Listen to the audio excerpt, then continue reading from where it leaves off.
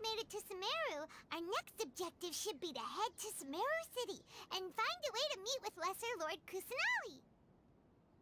And speaking of Lesser Lord Kusanali, even though we haven't heard too much about her, she doesn't seem to be the same deity who abducted your brother. But even so, people call Sumeru the Nation of Wisdom, you know. If we can get a chance to meet the God of Wisdom, maybe she can give us some useful information.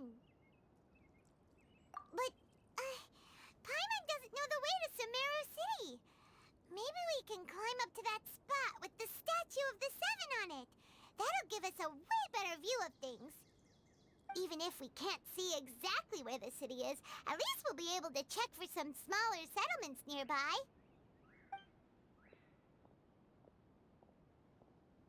Wait a second. Look! There's someone up ahead!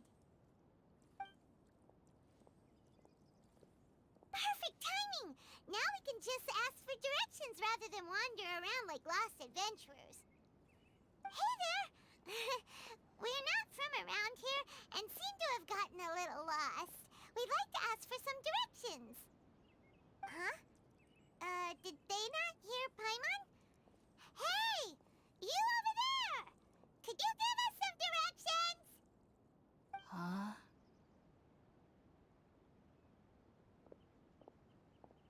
What's going on here? There's no way she could have missed that. Wait!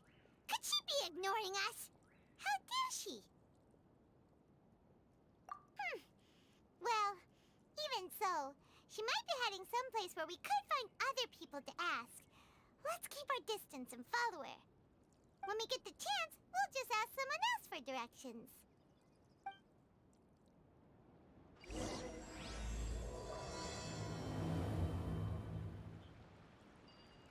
Come on, let's follow her. Just keep quiet. Make sure she doesn't notice us.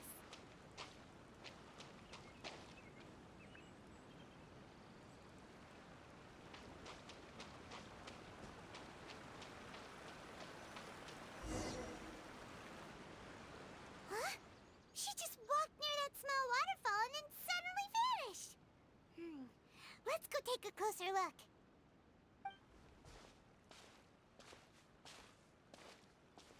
Paimon thought this cave would lead to a village or something, but, it looks like that's not the case.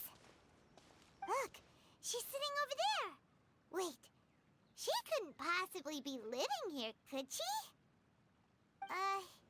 What should we do now? Do we try asking her for directions again? All right, then. It's not like we have anyone else we can ask.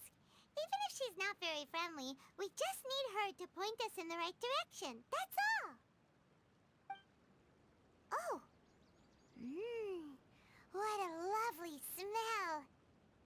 It's coming from that sensor over there. This is definitely not your typical place to call home, but at least it smells nice. Maybe living here wouldn't be too bad after all. Huh? What's the matter? You don't look too good. What? Is the smell making you feel sick? Strange. Paimon doesn't feel anything.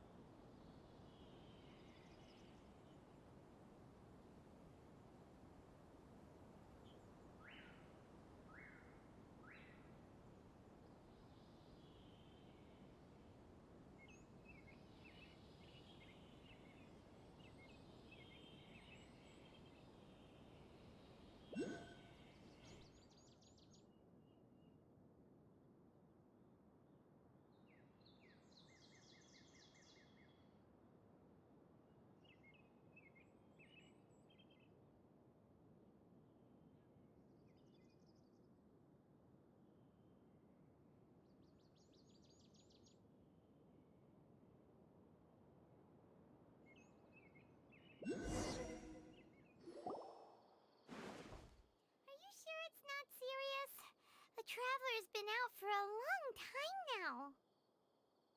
Yes, you can relax. Believe me, Master is extremely knowledgeable. If he says that she's going to be alright, then there's absolutely nothing to worry about. Oh, are you awake now? Oh, thank goodness! Traveler, you're finally awake! Well, we're at... Good question. Where are we? Haima was in such a panic when you passed out that she even forgot to ask what place this is. This is Gandharvaville. It was originally built by scholars from Sumeru as a place to rest in the rainforest. Now it's mainly used by the forest rangers as a base of operations. My name is Kale. I'm a trainee forest ranger. My master and I found you passed out during our patrol, so we brought you here. Oh, no things are necessary. I didn't do anything, really. By the way, how are you feeling now? Any discomfort? Oh, that's Master's herbal medicine you're tasting. He gave you some while you were unconscious. Before I forget, Master mentioned you should take more medicine once you wake up.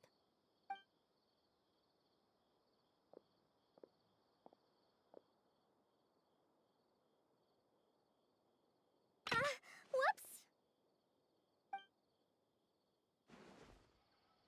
Kale, what's the matter? Were you trying to retrieve the medicine? As I've already told you, you must be careful with these. All right, I'll get it for you once I'm finished here. Sorry, Master. Now, the guide to Avidya Forest's edible fungi is clearly posted on our bulletin board. But if Farbode forgets which mushrooms to avoid one more time, I'll have no choice but to leave the guide somewhere a little more visible. Like right smack on his forehead so others can remind him to be careful. Right? This is the second time he's come down with food poisoning this month. I'll be sure to give him a good talking to. Yes, please do. If, on the off chance, Farbode simply enjoys having little imaginary fairies dance before his eyes, then we'll just let him be. But the next time he requires any of our medicine, be sure to charge him accordingly.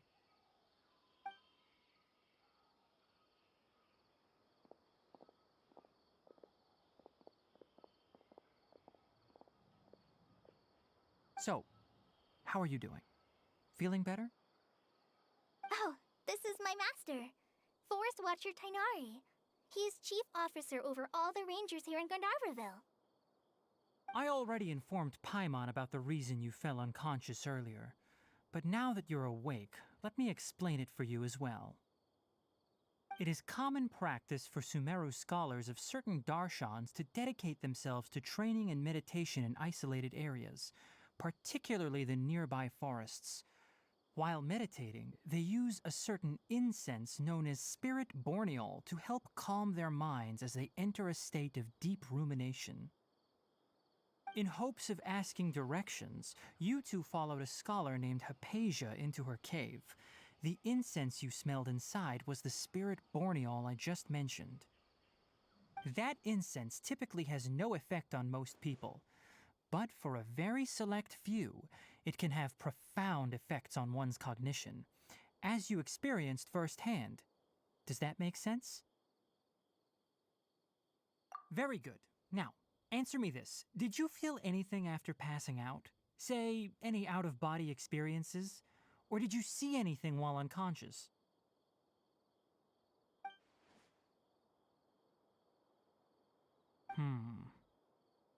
Kale, let the others know to stop bringing their patrol logs here for now. Huh? Why? Because these two will be staying here for the next few days. They can have my room and I'll bunk with Amir. Now get a move on and be sure to do as I've said. Yes, Master Tainari.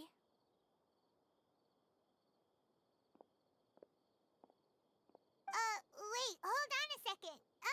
Can you tell us what's going on? Sure, let me fill you in. I originally planned to send you on your way once you finished your medicine. However, it appears now that you should stay a while longer in Gandharvaville for further observation while you recuperate. Further observation? No need to be hasty. As long as you have the capacity to judge between right and wrong, I promise that you'll understand the gravity of the situation once I explain everything to you. Based on what you saw after smelling the incense and losing consciousness, we can conclude that you experienced a powerful hallucination, which suggests your mental state is not in the best of shape. If you're skeptical, have a whiff of this. Oh, are you okay? You're experiencing a similar sensation as when you passed out, aren't you? So even though your condition is stable as of now, if I were to haphazardly let you leave, it's highly likely that you'd suddenly pass out again somewhere else. The rainforest is home to many fierce animals and hazardous areas. If something were to happen to you again, I'm afraid you might not be so lucky. For now, I suggest you continue taking your medicine each day and avoid wandering off on your own. At least until you stop having adverse reactions to this kind of smell, okay? Good. Now continue resting while I fire up another bowl of medicine for you. Seriously? We just arrived in Sumeru and we're already having problems left and right! Paimon knows we're set on meeting Lesser Lord Kusanali as soon as possible, but you really don't look too good. It'd probably be best to let you recover first. Hey! Are you even listening to Paimon? Paimon's over here worrying about you, you know! What's weird? You mean how you're feeling now? You mean the vision of tree roots and red skies you saw? But if those weren't hallucinations, what could they be?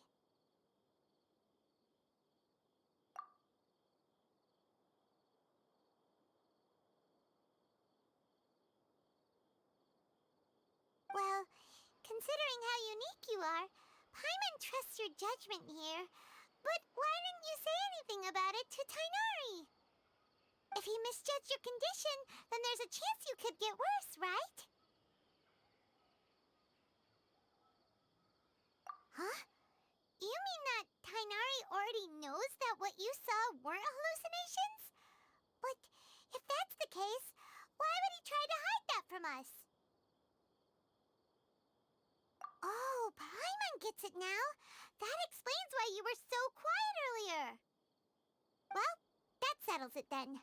We'll stay here to rest up and figure out what's going on with your hallucinations. But it seems like asking Tainari might not be an option anymore. What do you think we should do? Good idea. Kale's pretty friendly.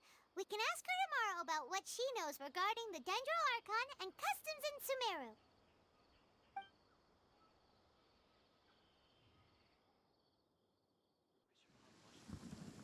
Rise and shine! Come on, it's time to go find Kale!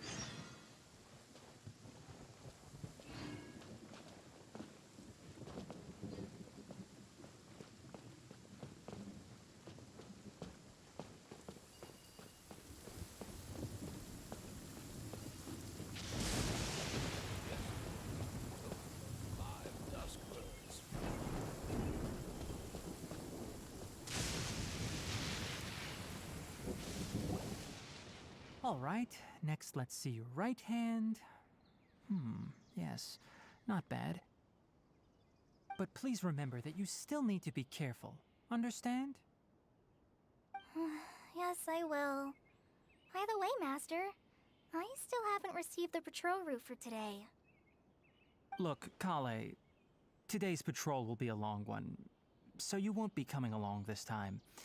Besides, there's a chance we may encounter... well, you understand. But I have a vision too! Am I useless to everyone now? Don't talk like that, Kale. This is not something you need to be worrying about right now. Ah, there you are. Feeling any better?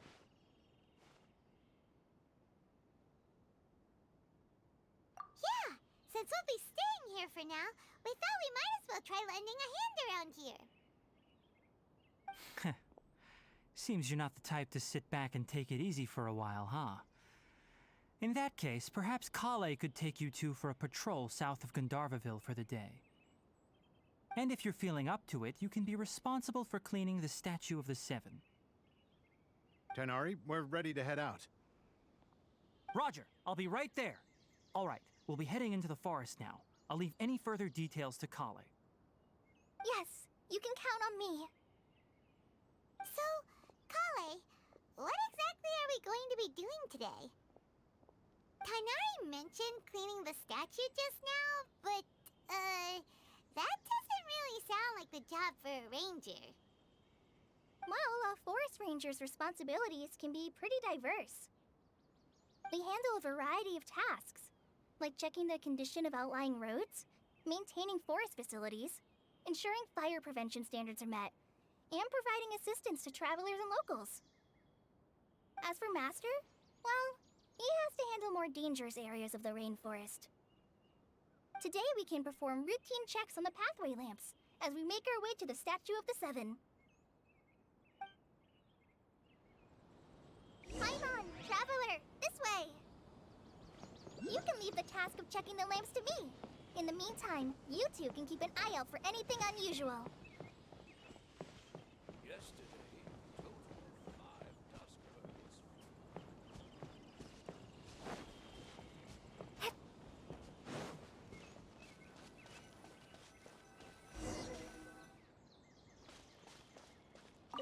Nothing.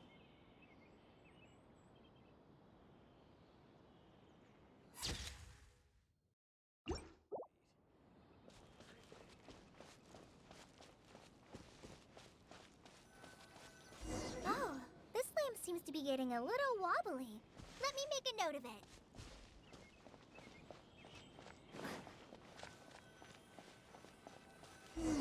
No problems with this lamp. Good.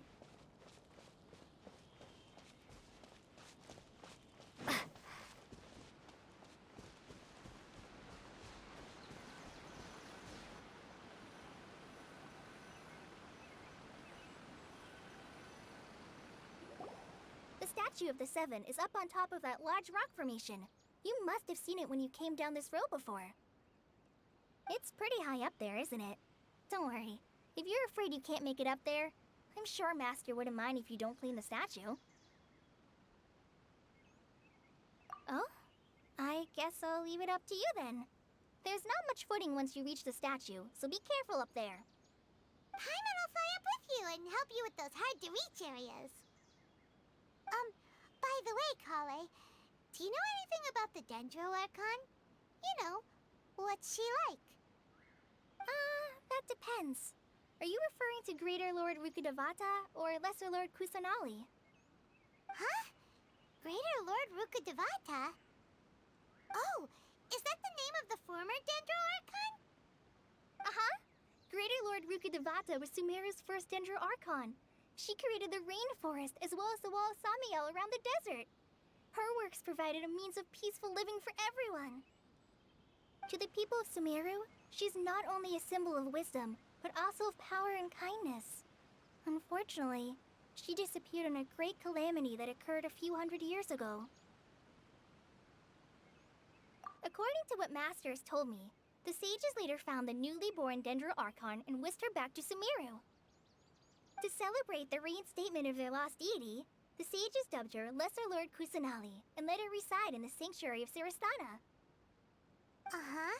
Then what happened? Well, and then... I'm not too sure what happened, to be honest. Huh? You're not too sure? But aren't you from Sumeru? Yeah, I'm from Sumeru. But... Maybe it's difficult to discuss this topic with strangers. If that's the case, then don't worry, we understand. No, it's not that. I'm not trying to hide something from you. Besides, I don't consider you two strangers. Anyway, you two know Amber, right? Wait, Amber? You mean... Yes, that's her. I once lived in Mondstadt for a while, and she helped me a lot during that time. You could even say that she helped me become a new person. There's no one like Amber. She lives life to the fullest while always adhering to her strong sense of justice. She's ready to answer the call for action at any moment, but is also very understanding of others. She's like the spark that lights the fire in everyone's heart around her. If you ask me, she's a prime example of a true outrider. She's the first person anyone coming to Mondstadt will meet. You can't help but be enthralled by her charm and enthusiasm, causing you to fall in love with the lands of Mondstadt and...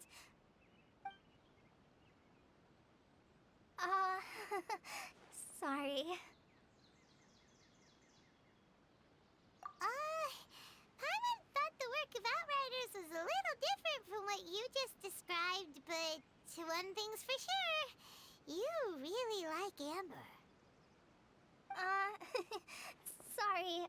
I was rambling on just now. It must have sounded kind of weird. It's alright, Kale. Knowing that you're a friend of Amber somehow makes Paimon suddenly feel a lot closer to you. So, how do you know that we've met Amber? Well, after I returned to Sumeru, Amber and I have stayed in touch by writing each other letters. In one letter, she mentioned that Mondstadt was attacked by a fearsome dragon, but the city was saved by a mysterious blonde traveler and their floating companion. I knew you two were the ones she mentioned in the letter the moment I saw you. But, considering everything you've been through that day, I thought it'd be inappropriate to bring it up. Ah, so that's how you knew. Yep, so please know that you two have my complete trust, really. I wish I could tell you more about the Ginger Archon, but I have been away from Sumeru for some time, and I haven't read any books. Sorry. That's alright. You've already helped us a lot. We had never even heard of Greater Lord Rukkhadevata or the Sanctuary of Surasthana until you mentioned them. Oh, I'm happy that was helpful. There is one thing I want to ask, though. Why do you two want to know about the Ginger Archon?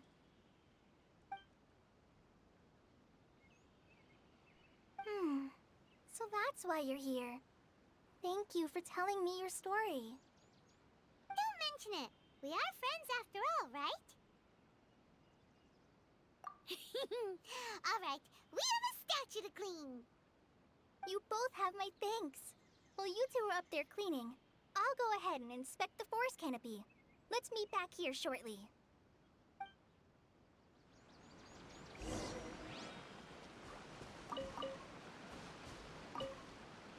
I'm not a very good climber, so I'll just let you handle the statue. I'll go check the facilities up ahead. By the way, once we're done with our work here, would you like to chat some more?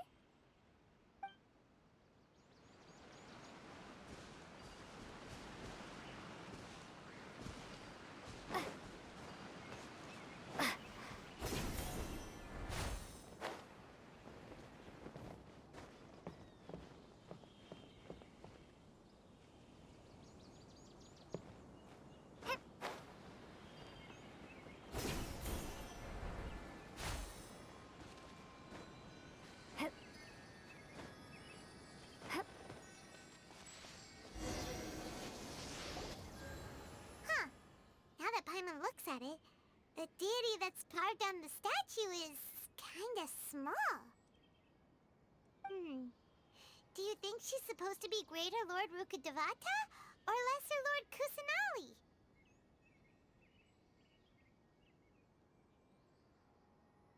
The name does seem to fit the statue somehow. Well, anyway, we'll have to figure that out later. Let's get started on cleaning the statue. Paimon will fly up and take care of the top, and you clean everything below.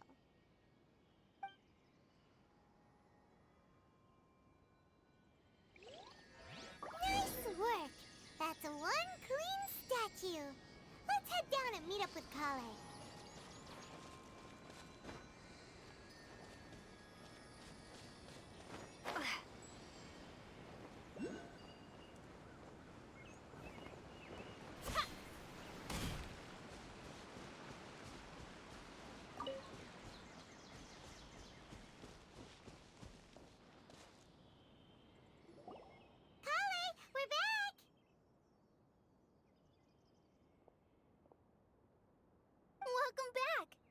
must be tired after all that climbing. Let's take a little break. I brought some fruit and water for us. Yay, food! What kind of goodies did you bring? Hey, don't be a party pooper. It's not like Kale is a stranger or anything. Besides, the best way to compliment a chef is to show passion for their food. Xiangling taught Paimon that. I prepared a nice portable dish that forest rangers like to eat called pita pockets. I hope you'll like them. Whoops! Ah, no! You dropped it on the ground! Not to worry. I wrapped a few layers of oiled paper around each pita. They should be fine. Oh, whew. Paimon nearly had a heart attack there. Those pitas are amazing! You're quite the cook, Kale. Thank goodness you wrapped them in paper. Paimon wouldn't have been able to sleep at night knowing something so tasty had been wasted. You really know how to compliment the chef, Paimon. Since you liked it so much, I'll be sure to give you a copy of the recipe sometime. I'll even include all my personal cooking pointers, so you'll be making your own pita pockets in no time. Yay! Thanks, Kale! It's hard to believe someone as diligent as you could have clumsy moments, too. Oh, I guess it happens from time to time. So, Kale, don't you think that Tainari's a little too strict with you? He won't let you touch anything without his permission. Paimon knocks stuff over all the time flying around the Traveler, but she's never said anything. Everyone has their clumsy moments. No, you've got the wrong idea about Master. Sure, he may seem a bit harsh at first, but with some time, you'll see that he's actually very kind-hearted. I've heard the veteran rangers say that Master is from some ancient and mysterious race that is known for their cunning wit and reclusive nature. Oh, by the way, you've heard of the Academia, right? Well, there's a group called,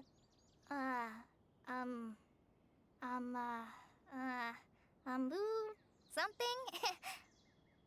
Well, anyway, because Master does a lot of research on plants, sages from the Academia have written him many times, inviting him to take up an official position there. But Master declines their offers every time, saying, Sumeru City is too noisy. It'd be bad for my ears.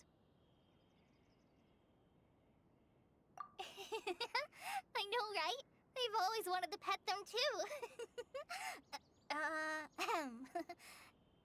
Anyway, Master could have easily left the rainforest to take up a position at the Academia, but he chose to stay here instead as a forest watcher, helping the locals every day and passing on his knowledge to trainees. In fact, Master's the one who taught me how to make pita pockets. Really? Paimon would have never guessed that. Oh, speaking of Tainari, he was the one who took care of you after finding you passed out yesterday. He even carried you all the way here. Paimon's still kinda upset, though. He kept scolding Paimon the entire way here. Oh no, I'm sorry. Master might have been overreacting a little. But, it's mostly because Paimon wouldn't stop yelling, Why, oh why? Is she going to die?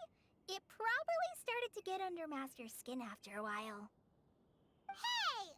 Don't laugh! Paimon was genuinely concerned about you.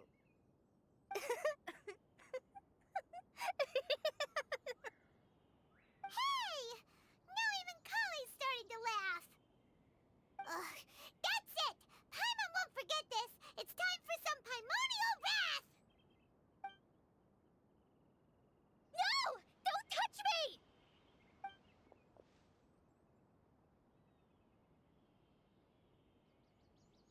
Oh, sorry, Kale. Paimon didn't mean to scare you. No, I just... I didn't mean that.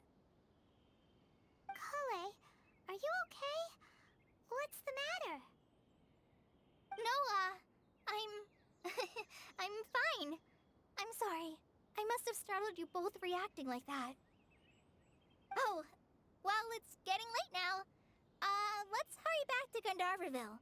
I think Master and the others should be back by now, too.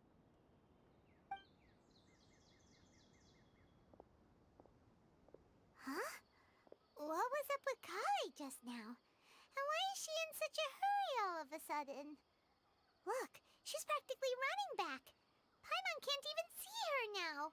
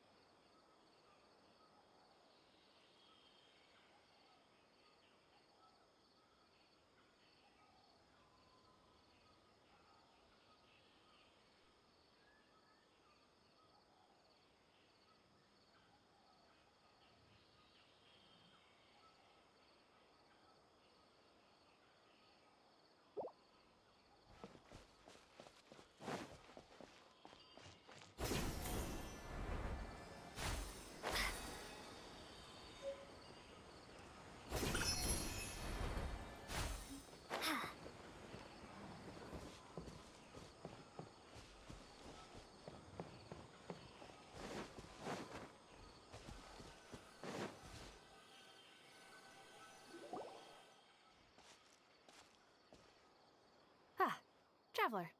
You've returned. Yep, we're back. Have you seen Kale by any chance? Oh, Kale? Yes. I saw her go into her room just a moment ago. Oh, okay. Guess we'll just have to wait and talk to her tomorrow then.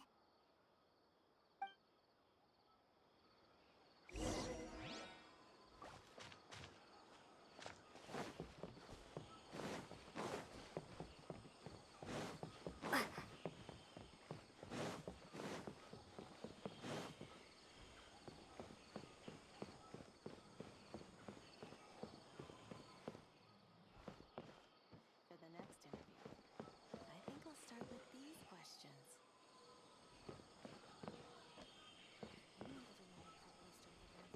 The rainforest is the best.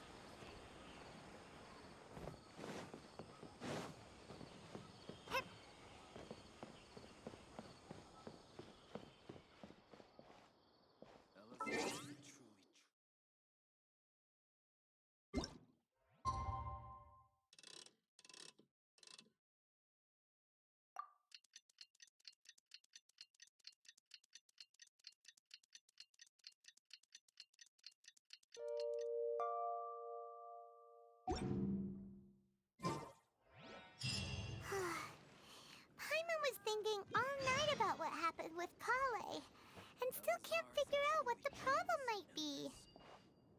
Maybe she's in a better mood now. Let's go check on her.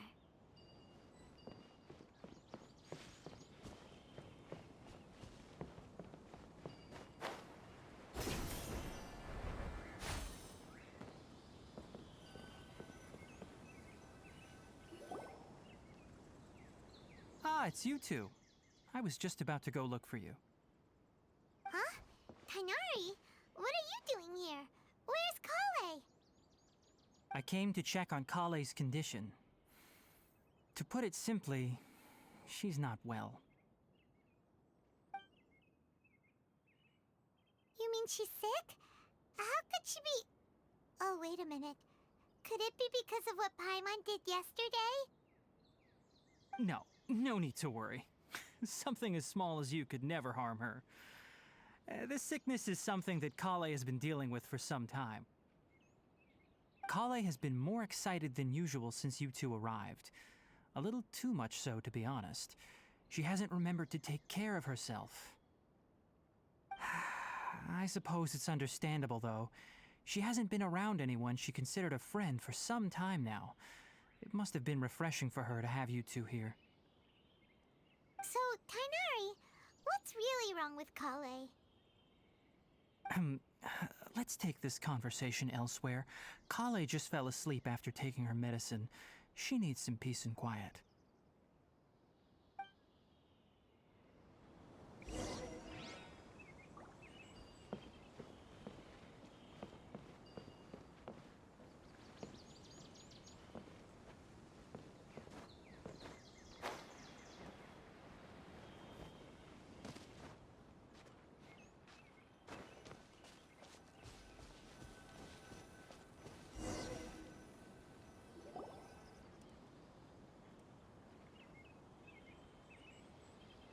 All right, let's continue our conversation here, shall we? To be honest, I hadn't realized that you're that honorary knight from Mondstadt until Kale told me just now. I've also heard all about your deeds in Liyue and Inazuma. So, just to clarify, what I'm about to tell you about Kale is not because of who you are or your past feats. Instead, I am going to tell you because... well, because Kale asked me to. And honestly speaking, I was against Kale revealing her past to you. But she insisted, saying you two treated her with sincerity and as a friend. So now she wishes to reciprocate the gesture. So, Tainari, what exactly is wrong with Kale? You said this is something she's been dealing with for some time. Just how serious is it? Right. Ever since she was a child, she's been afflicted with a disease called Elazar. Elazar? Yes, it's a disease unique to the lands of Sumeru. It is characterized by dark and hardened scales that form on the body. At first, the afflicted may only feel mild numbness on the affected area of the skin. However, as the disease progresses, one may begin feeling fatigued and even experience peripheral paresthesia. In its final stages, the disease strips a person of the ability to control their own body, and they effectively become completely immobile. That sounds terrifying. Wait, hold on. So when Kale seemed to be acting a little clumsy earlier, it was because... Correct. That would be the effects of Elazar, which is precisely why I do not want her carrying or holding anything, lest she ends up hurting herself. With appropriate treatment, the disease can be effectively controlled before it progresses to a more serious stage. However, there is unfortunately still no true cure for Elazar. Nevertheless, Kale's mother still hoped that there was something out there. She handed Kale over to an organization known as the Fatui after one of their members lied and said they had a cure. What? The Fatui? Ah, it appears you are already familiar with them. That'll save me some explanation. Anyway, the person who eventually rescued Kale and brought her to me for care said that she had been given to a harbinger known as the Doctor. I have no idea how this doctor managed to do it, but her case of Elazar was completely stable for all the years that Kale was with them. However, Kale's days with the Fatui were anything but pleasant. Kale is a resilient individual and always tries to appear cheerful, but her experience with the Fatui has left deep scars. Even now, she can still feel deathly afraid of someone touching her. Oh, Paimon had no idea Kale's been through so much suffering. Oh, by the way, Paimon, Kale wanted me to tell you that she's sorry for scaring you yesterday.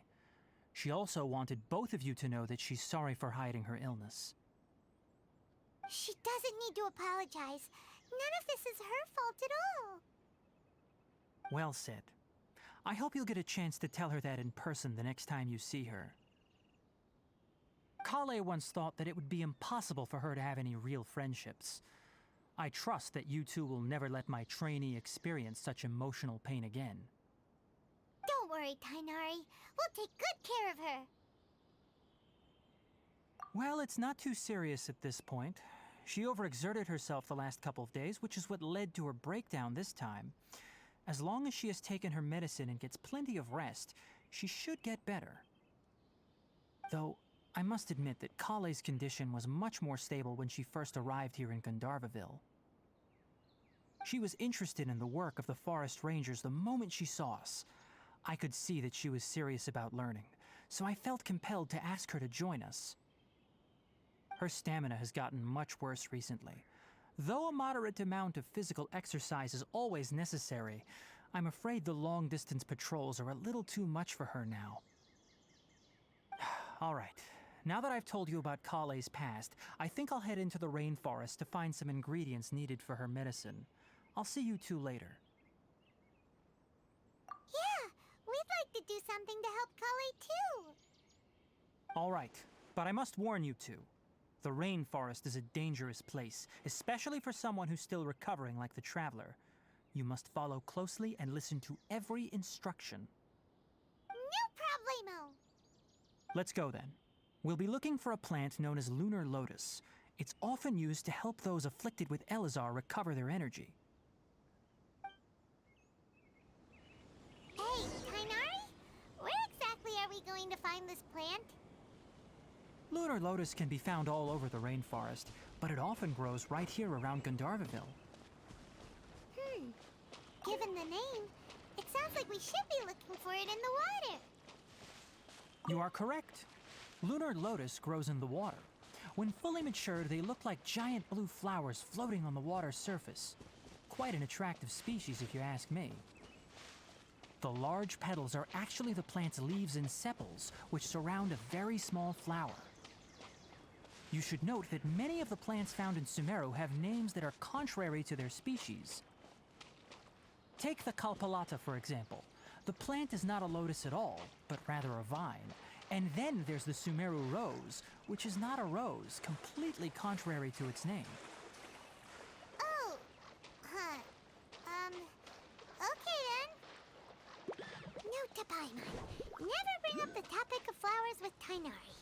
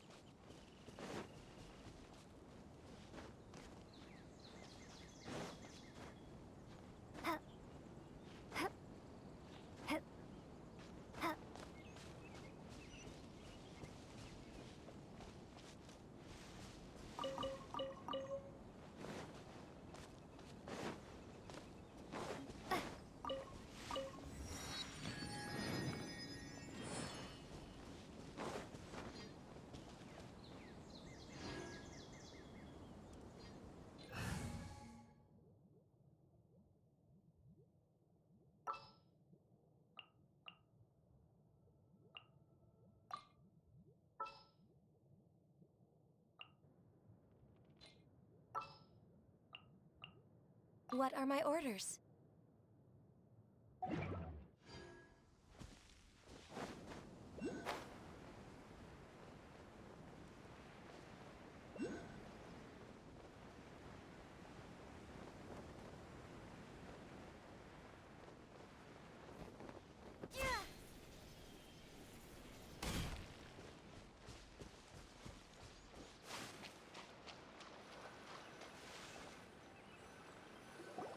There should be lunar lotuses growing somewhere in this area. Let's split up and begin searching. If you could manage to gather 4 of them, that would be sufficient. We'll rendezvous here once you've gathered the needed amount.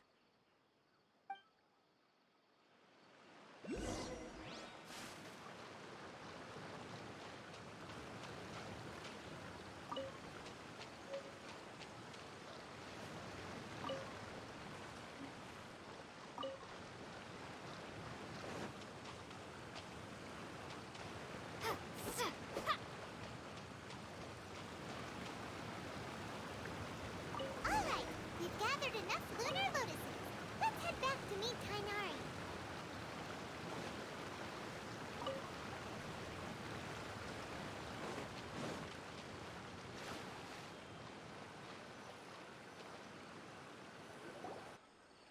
Hey, Tainari! We found the lotuses you requested. Let me take a look. Good, very good. These are all excellent quality. I'm quite glad you two came along. Your exploration experience helped save me a lot of time here. It seems we even have enough time to stock up on some other things I need. Hey, Tainari!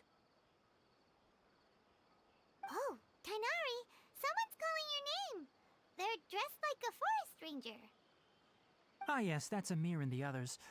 But didn't they just set off not too long ago? What are they doing back so early? Let's go find out what's going on.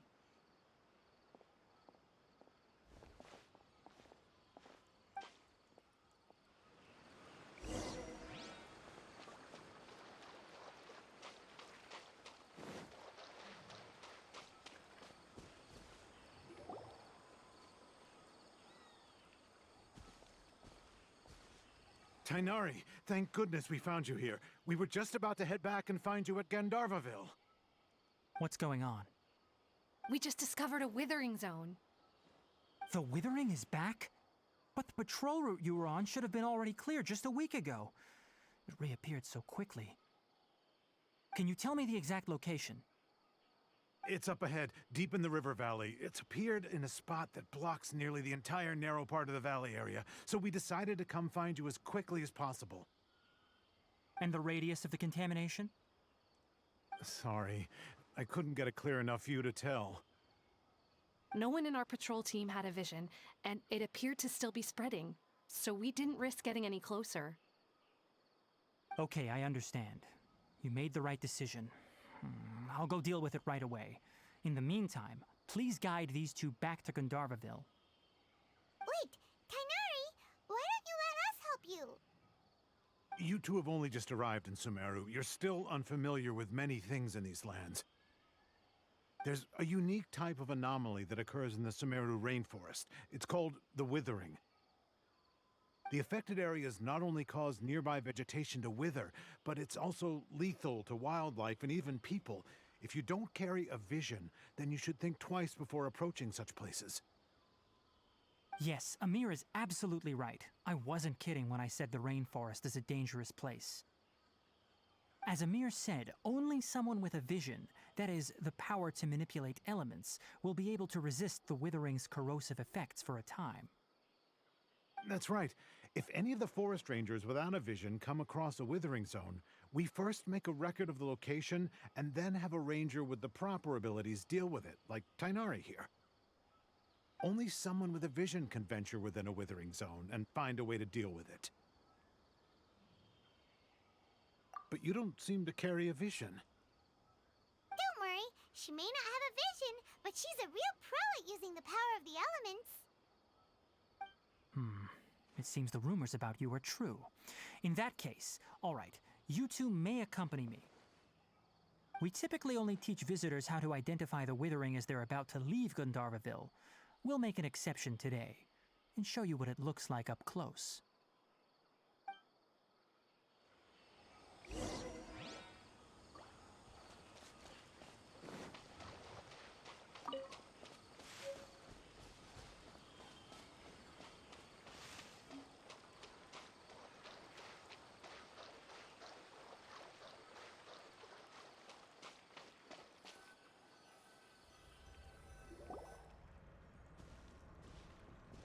Stop. Don't move any further.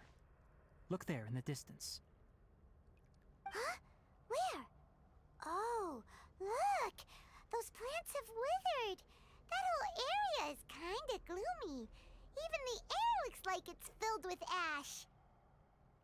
Oh, Paimon doesn't like the look of this. That is the Withering. All right, Traveler.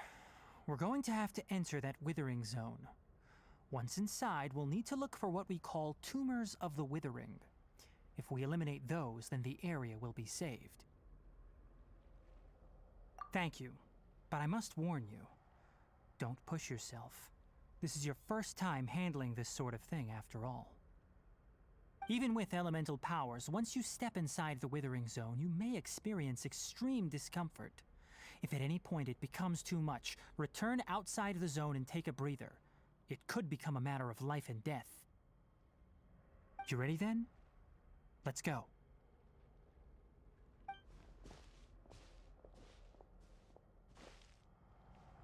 First, we must locate any branches sustaining the Withering zone.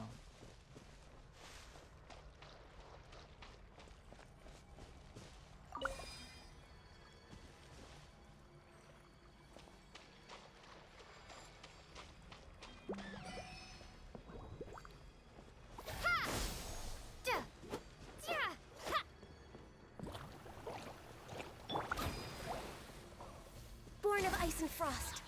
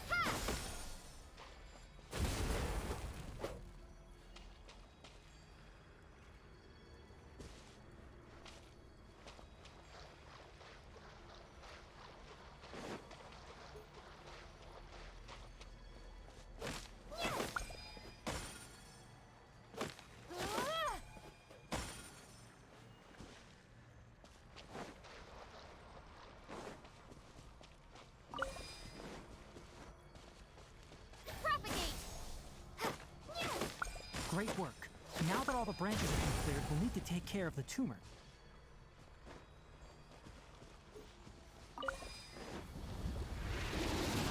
Scatter! Ah!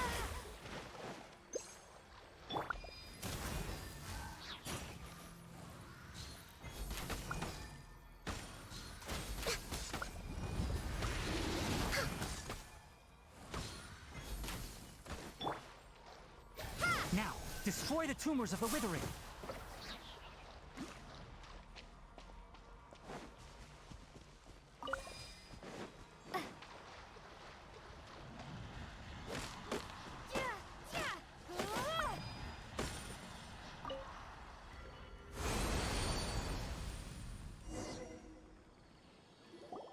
We did it!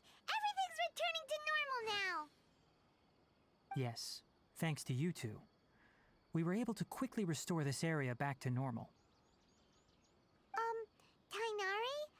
You make it sound like we did well, but why does Paimon have the feeling you're worried about something? It's that obvious, huh? Alright, it's like this. Recently, the rate at which the withering zone appears has been increasing. Even though we were able to quickly clear that withering zone, it won't be long before another one appears. If that simply meant more work for me, then that wouldn't be an issue. But it's far more severe than that. The withering is leaving lasting effects on the rainforest itself. For instance, even though we cleared out the withering zone, many of the plants that were affected will not recover. This presents a crisis for the ecosystem itself. Many plants in the rainforest are already in decline, directly impacting the wildlife that depends on those plants. And most disturbingly, as the appearances of withering zones have started to increase, Kale's case of Elazar has also become more serious. Huh? But why's that? I'm still not sure of the exact reason. However, I've received word from acquaintances at the academia that similar cases are being reported for patients with other conditions. No, none that we know of. The withering has been recorded in Sumeru for millennia. It's said that it originates from the depths of the world. By the way, have you heard of Irminsul before? Irminsul is a tree located deep beneath the surface.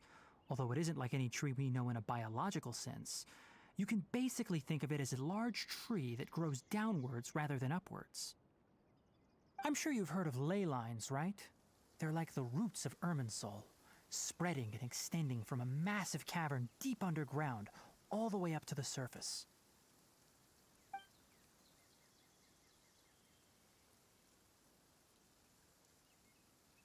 Ley lines continually absorb the memories of this world, which are then funneled into Irminsul, allowing it to collect knowledge and wisdom from ancient times to present day.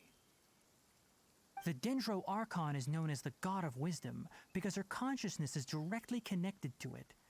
It is also said that the Dendro Archon's power is a manifestation of Irminsul. And as for the Withering, its emergence is related to a disease that's affecting it. That's right. My ancestors learned of this from Greater Lord Rukkhadevata's familiars a long time ago. But even those mysterious creatures did not know of a cure for Irminsul. I'm afraid we Rangers will be battling the Withering Zones here for a long time until a cure is found. Alright, that's enough on this topic for the time being. Now that we've taken care of things here, it's time for us to head back to Gandharvaville.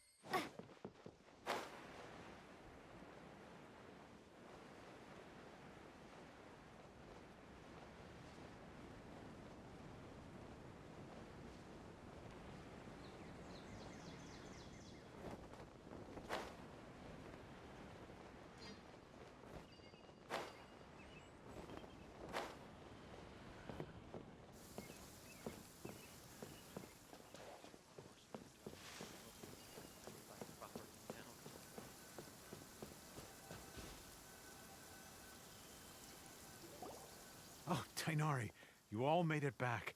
How did it go? The withering zone you reported has been taken care of. No need to worry. Huh. Wait, is that? Oh no, Hypatia!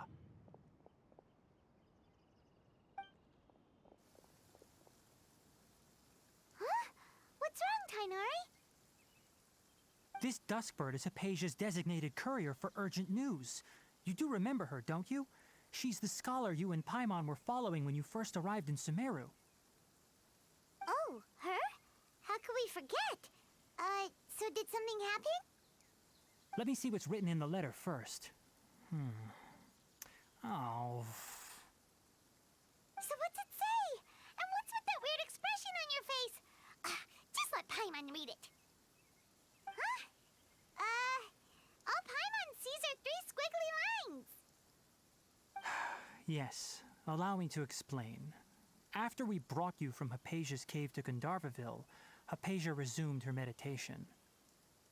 She must have just finished. It's been nearly 3 days since she's had anything to eat, and it appears she's forgotten to prepare some rations.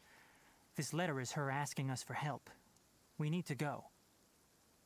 What? You mean she's been sitting there for 3 days? Hey, wait, how did you know all that from just a few lines on the paper? Well, obviously because this has happened before. Last time she drew 5 lines, and by the time we found her... well, I'd prefer not to remember that. Needless to say, Hypatia's been through worse, but we should still get to her as quickly as possible.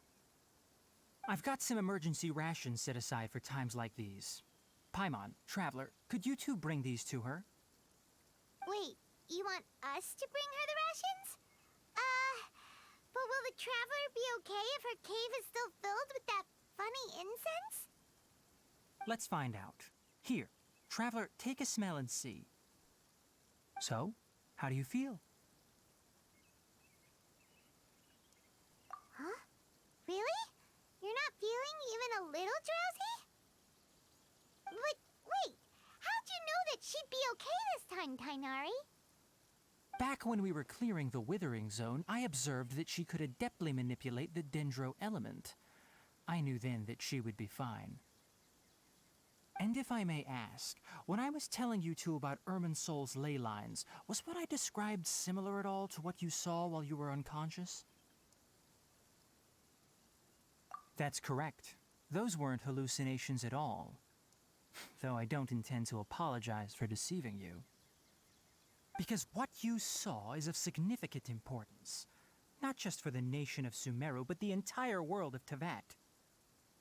My forefathers were shown much favor by Greater Lord Rukkhadevata. We took an oath to protect this nation together with her. Now that that duty has fallen to me, it was part of my responsibilities to ascertain whether you could be entrusted with the fate of Sumeru. Now, after seeing you in action with my own eyes, you have earned my confidence, and I no longer feel the need to hide any secrets from you. When you passed out, your consciousness had connected directly with Irminsul.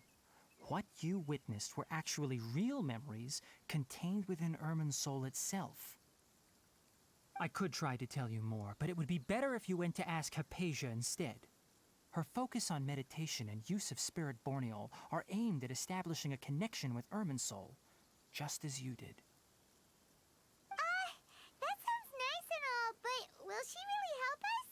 Seriously, she completely ignored us the last time we tried talking to her. That was because when you ran into her, she was in a special phase of her training. During that time, she must avoid communicating with others. Please, wait here for a moment.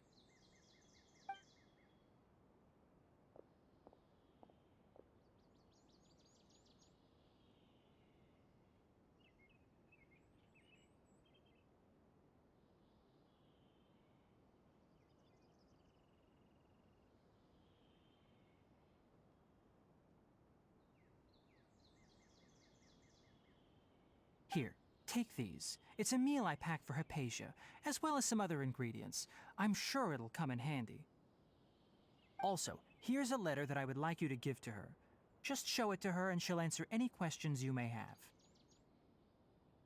No. I should be the one thanking you. You've both been a great help these last few days. Hypatia should still be in the cave. Yesterday, Let's go inside and see how she's doing. dusk birds.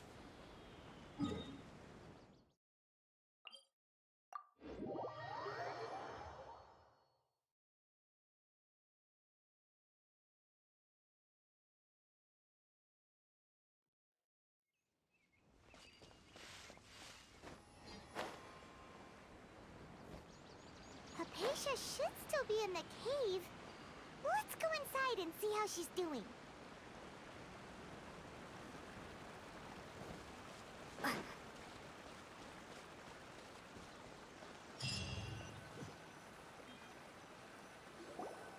Hello? Hypatia? Hey, there's nobody here. Maybe she went out to look for some food. Let's try looking around the area.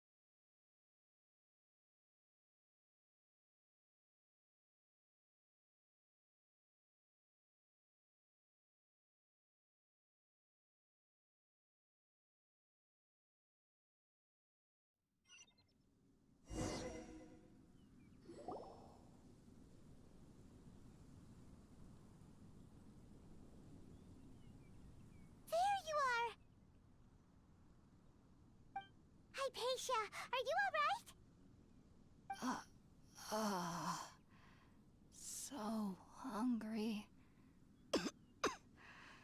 Eat water.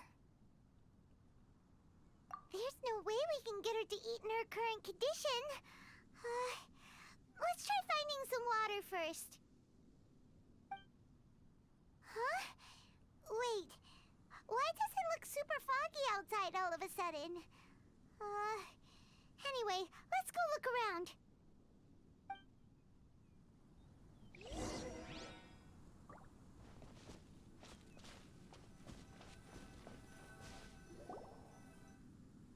Huh? How'd things out here end up looking like this? What happened? And where are we? Really? Oh, maybe you're right. Let's go investigate the area.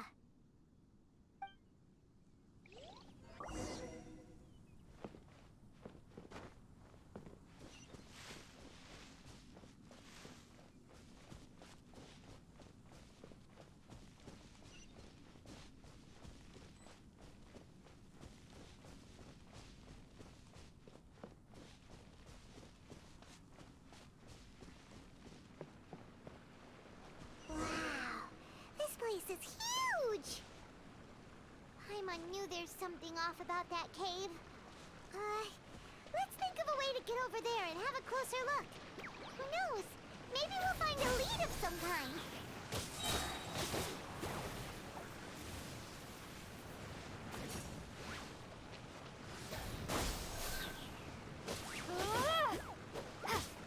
Germinate!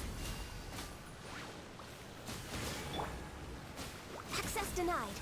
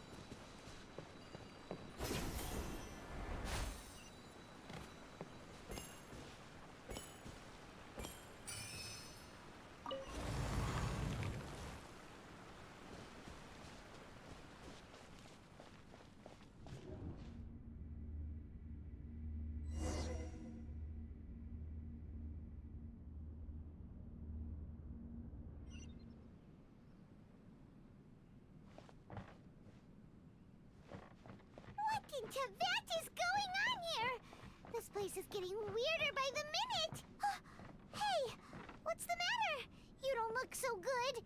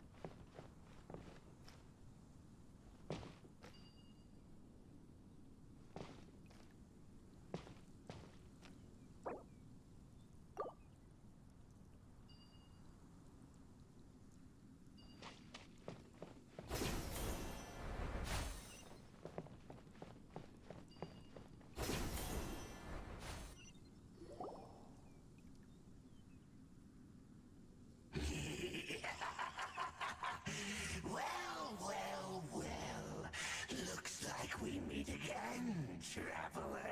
The Abyss Herald! What are you planning to do in this strange place? Strange place. Plotting. You needn't worry about such things. They don't concern you.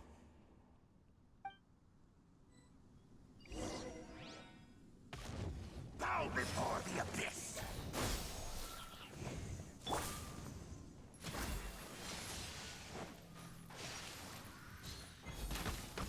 For Rex Lapis!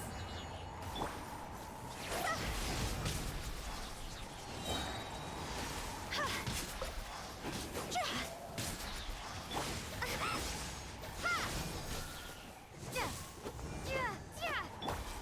over!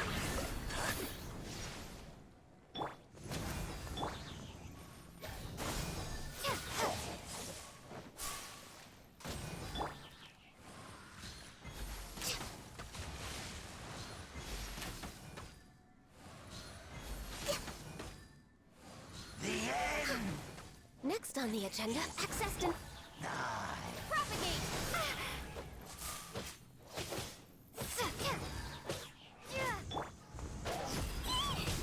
Huh?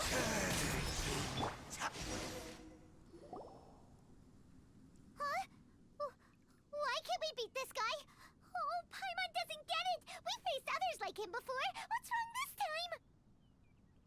Traveler, though you may have managed to avert countless crises before, your good fortune was bound to end sooner or later. It's time you realize how weak and powerless you really are. Your brother. Oh, pitiful traveler. Are you really so ignorant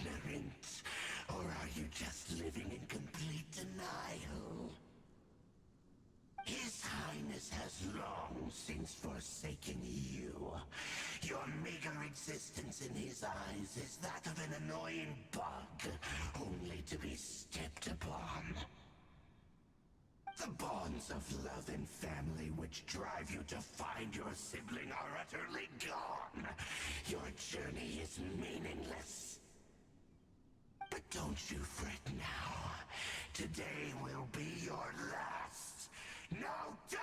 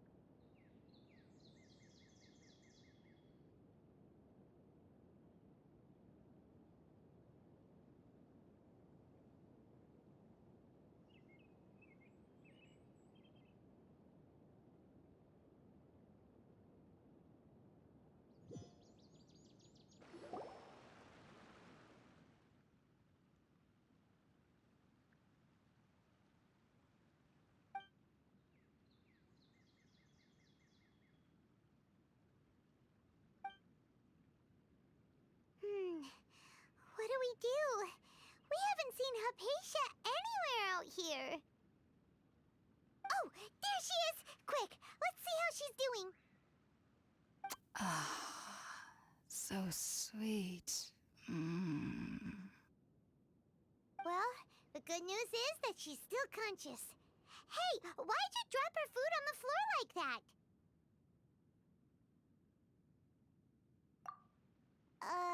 Are you okay?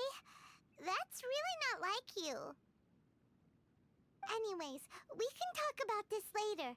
We better make sure she's all right first.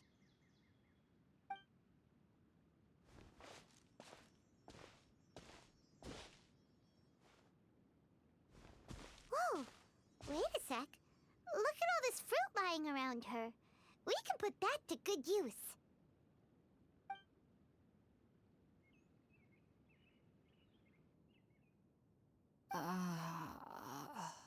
Who is there? Tainari, is that you?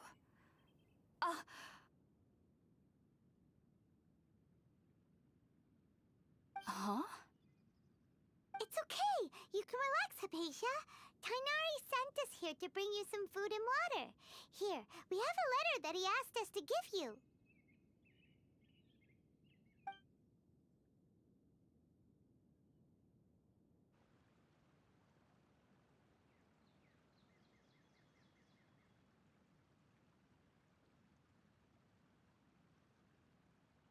I see.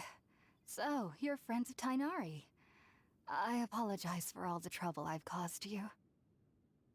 I'm grateful that you came so quickly to save me. You even brought all this fruit.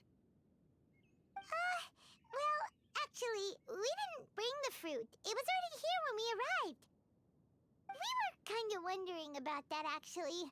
When we found you here, there was all this fruit lying around and even some juice dripping from your lips. How did you end up like this anyway? Oh, really? I seem to understand now. All the fruit was likely from my, neighbor. Must have come by and saw me like this. Your neighbor? You mean there's someone else living nearby? Oh? So you're able to see them too?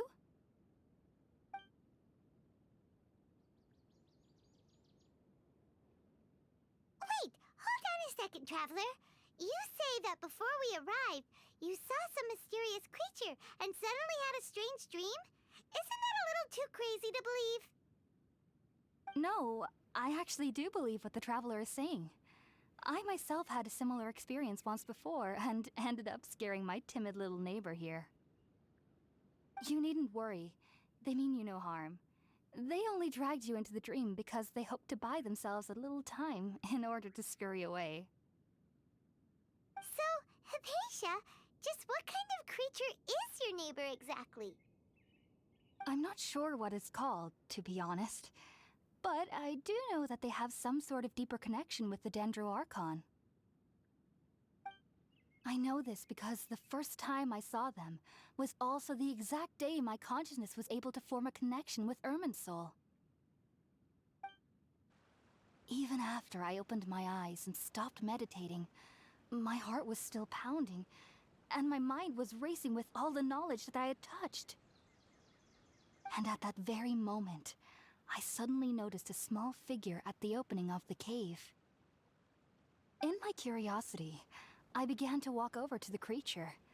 They must have already been used to me living in the cave, because they didn't seem to mind me approaching them.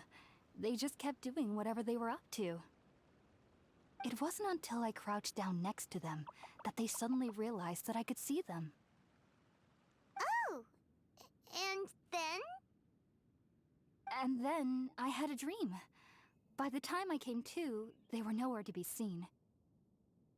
I was convinced they'd never show up again. But sure enough, I saw them nearby a few days later. And they weren't alone. I feel like they aren't as afraid of me as the first time I approached them. But I never would have expected them to save me. Yes, no doubt about that. By the way, Tighnari mentioned in his letter that you had questions for me regarding Irminsul.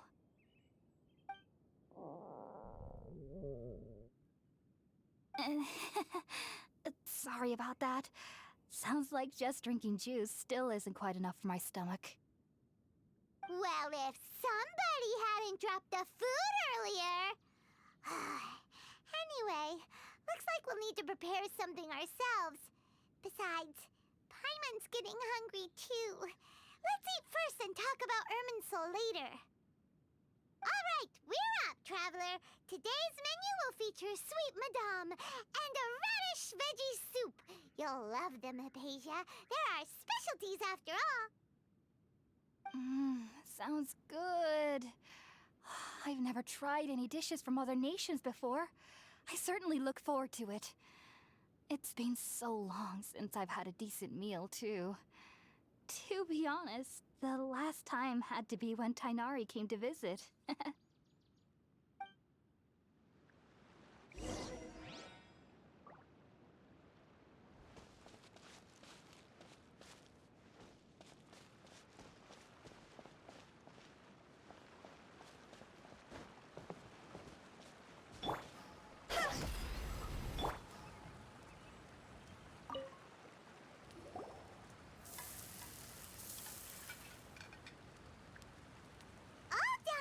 Let's use the empty box that Tighnari gave us since we already watched it.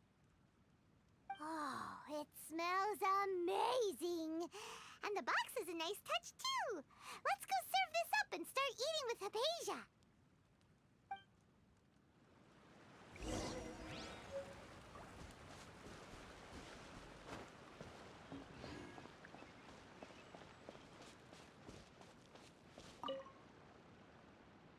Are you already finished cooking? Smells delectable. I'm truly thankful whenever I can enjoy a proper meal like this. Cooking really isn't my forte.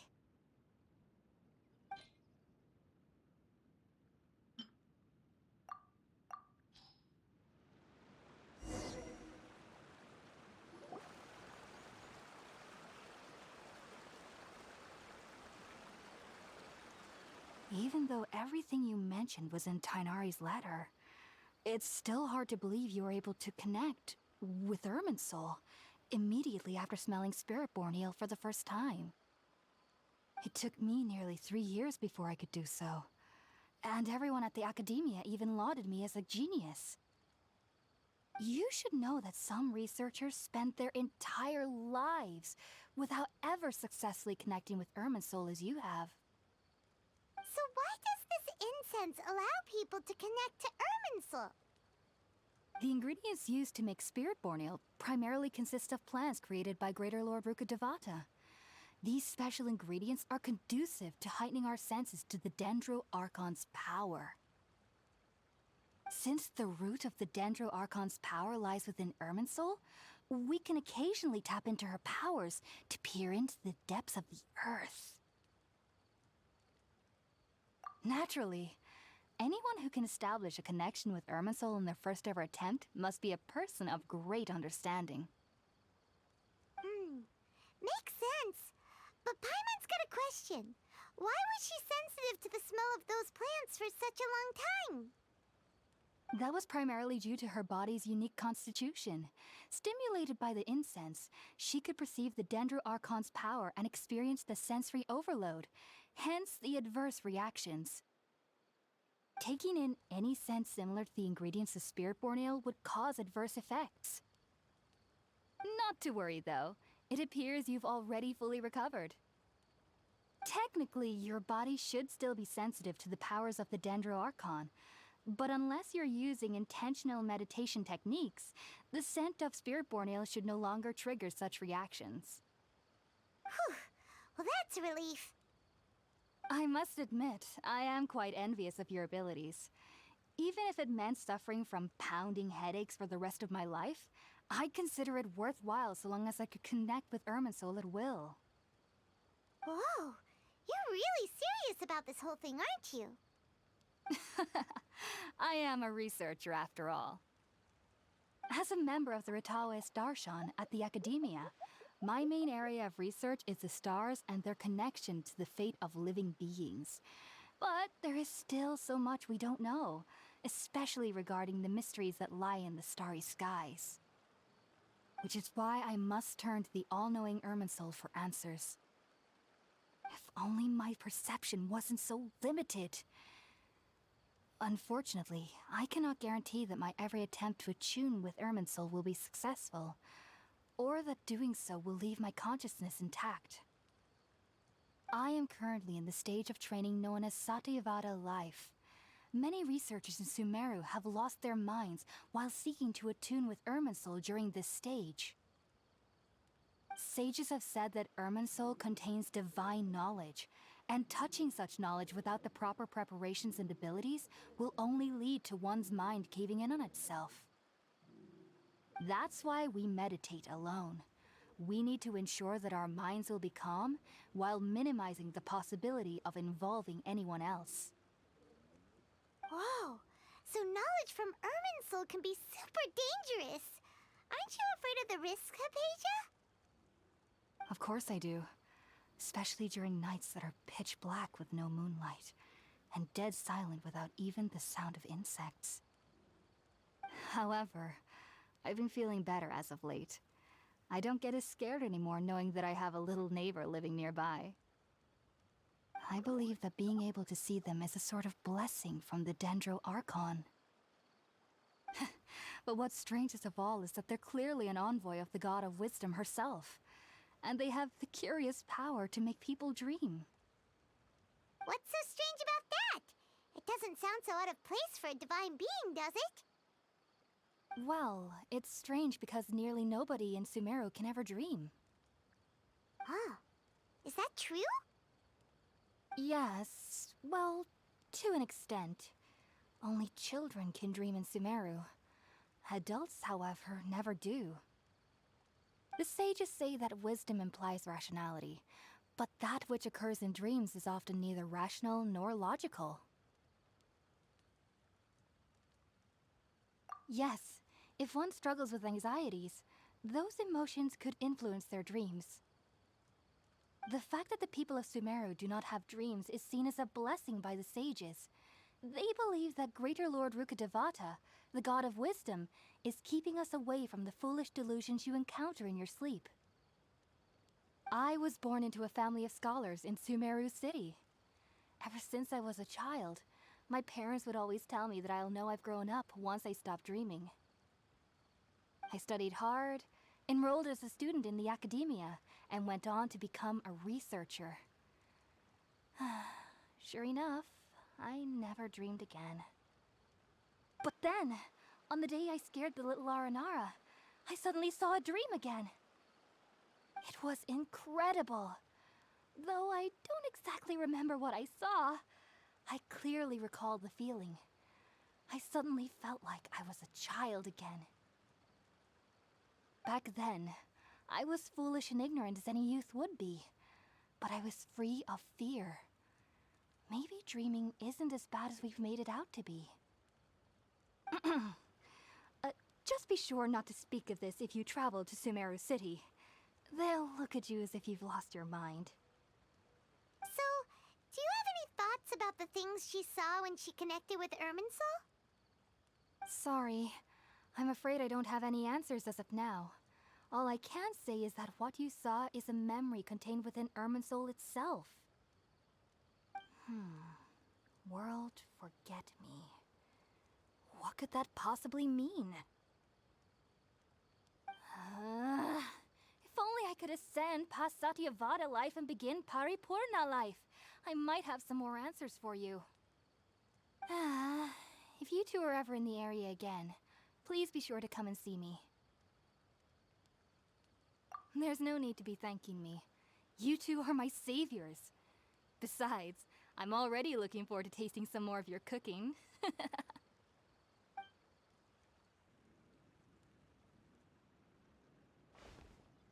Now that we know Hypatia is alright and had the chance to ask her some questions, Paimon thinks it's about time to head back to Gandharvaville.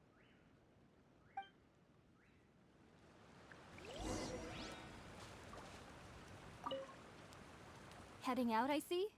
If there's anything else you'd ever like to ask about, you know where to find me. Even though that little neighbor of mine was able to induce a state of dreaming, I doubt they were able to control the actual contents of the dream. The end of your dream seemed quite terrifying. Perhaps there's something that's troubling you deep inside? Not to worry, though. I'm sure you'll be able to handle whatever comes your way in the real world. As someone from Sumeru who cannot dream, I needn't ever worry about nightmares. But lately, I've started to feel that I'm somehow missing something without dreams. It's a little hard to explain. Heading out, I see? If there's anything else, Sumeru researchers use Spiritborn Ale to assist them in connecting with Irminsul to extract knowledge from it. Though the process can be risky, we believe that the knowledge gained is worth it. Unfortunately, I cannot help you understand your dream. At least not yet. I'm still learning how to attune to the depths of Irminsul myself. I hope that I'll be able to ascend past Satyavada life and gain deeper insights. Heading out, I see? If there's anything else you'd ever like to ask about, I've heard local children here in the rainforest speaking of fairy-like creatures. But I'm from Sumeru City, and have never heard of such things when I was a child. Perhaps this is because I had a very strict upbringing. My parents would seldom allow me to play with other children. I doubt they'd ever believe me if I told them about my little neighbor out here. And speaking of my little neighbor, I think they can somehow sense when Tighnari is coming to visit me. I've noticed on several occasions that as they're playing under the trees, they'll suddenly tense up and scamper away for no apparent reason. Shortly after they do this, Tighnari always shows up here. Perhaps I should ask Tighnari about this the next time I see him. Heading out, I see? If there's anything else, you take care.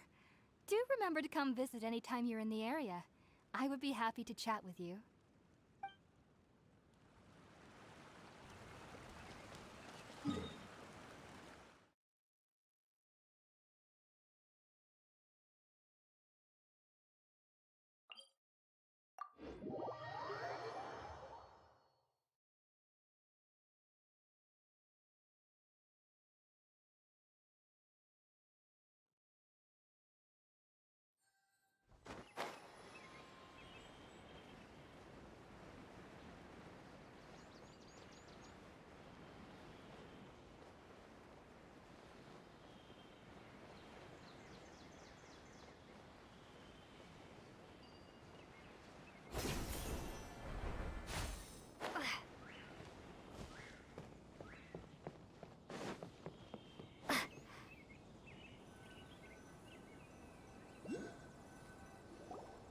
Think about it, Tainari. Refusing to join is tantamount to burying your head in the sand.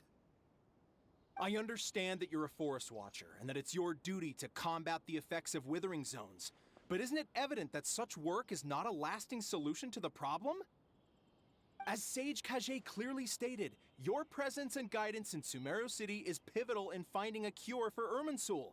How could you possibly refuse? Keep your emotions in check, Gulam. Let's at least listen to Tainari's reason for declining. We're here to invite him to the Academia, not to cause a scene. Sage Kage, I am truly honored that you came here in person, but I'm afraid I must still decline your invitation.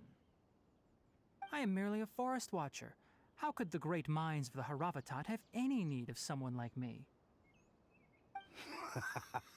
Well, it turns out that your refusal letter had some implications on your master's reputation. He is a renowned sage of the Immorta, after all. So now I've come here in his stead. I see. Huh. And I figured that given his temper, he would come here and berate me personally. Tainari, your master is an integral part of this effort, and now he requires your assistance. And what exactly does my master need of me, Sage Kage? You'll know once you've arrived in Sumeru City, that is. And how long will I be required to stay? There's no definite answer as of now. Do you mean to tell me that despite coming all the way here to Gandharvaville, you still can't answer the questions I laid out in the letter to my master? If that's the case, then I'm afraid I cannot give you a definite answer either. Tainari, but you... So be it. Come, Gulam, we're leaving.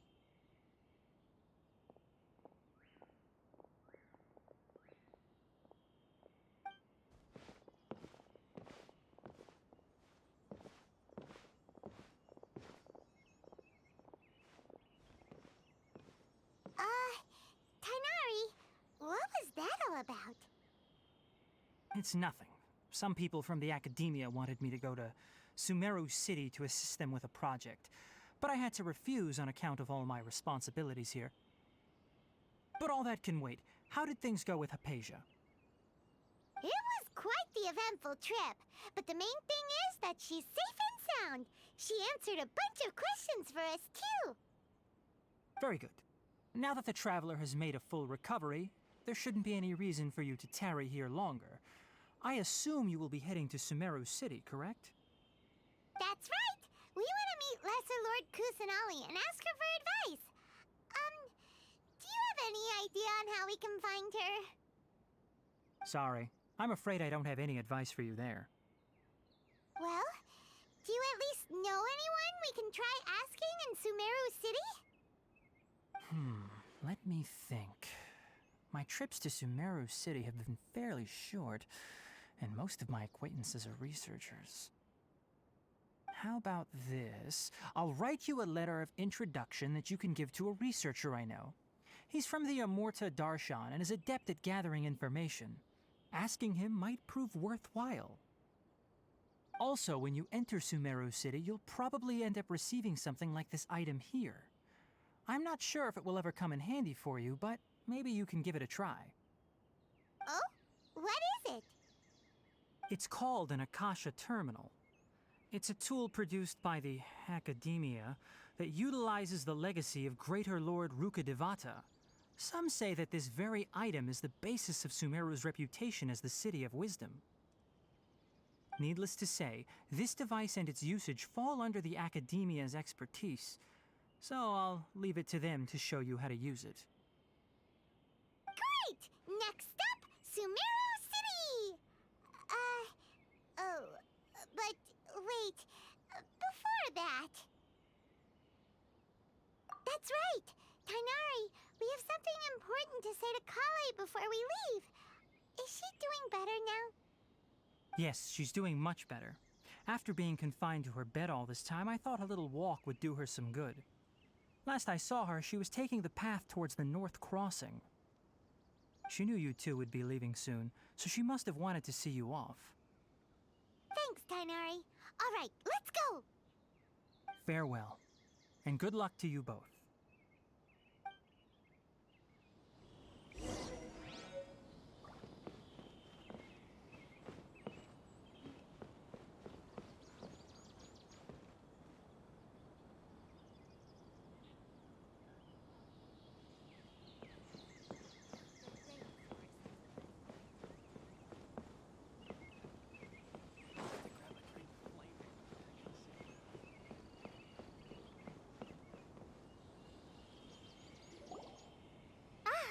I've been waiting for you two.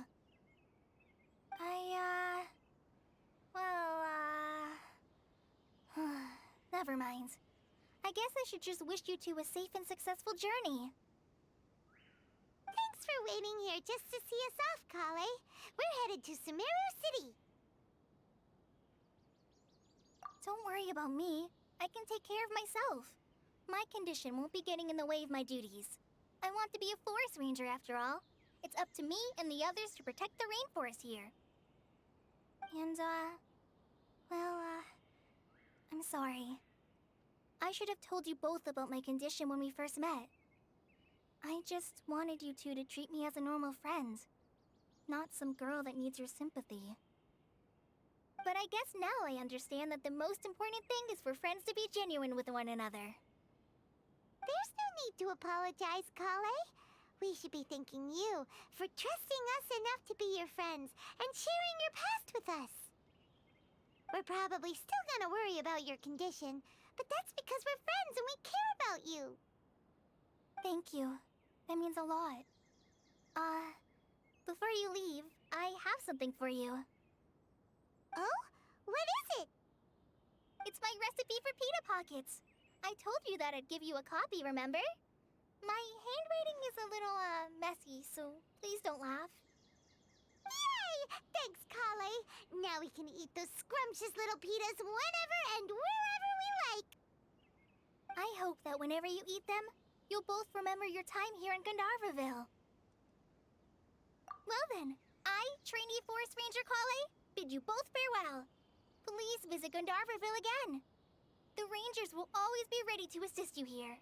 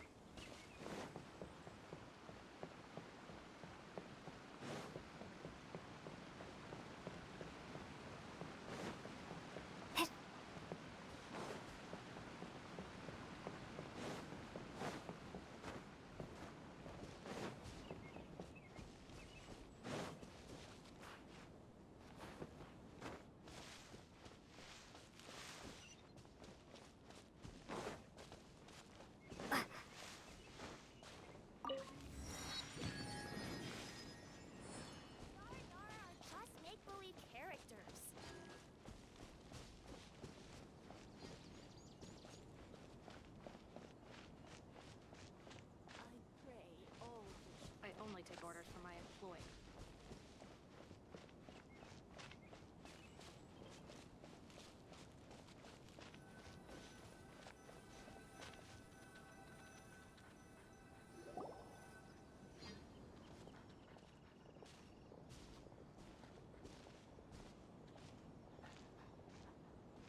Sumeru City! We finally made it! Oh! Did you see that?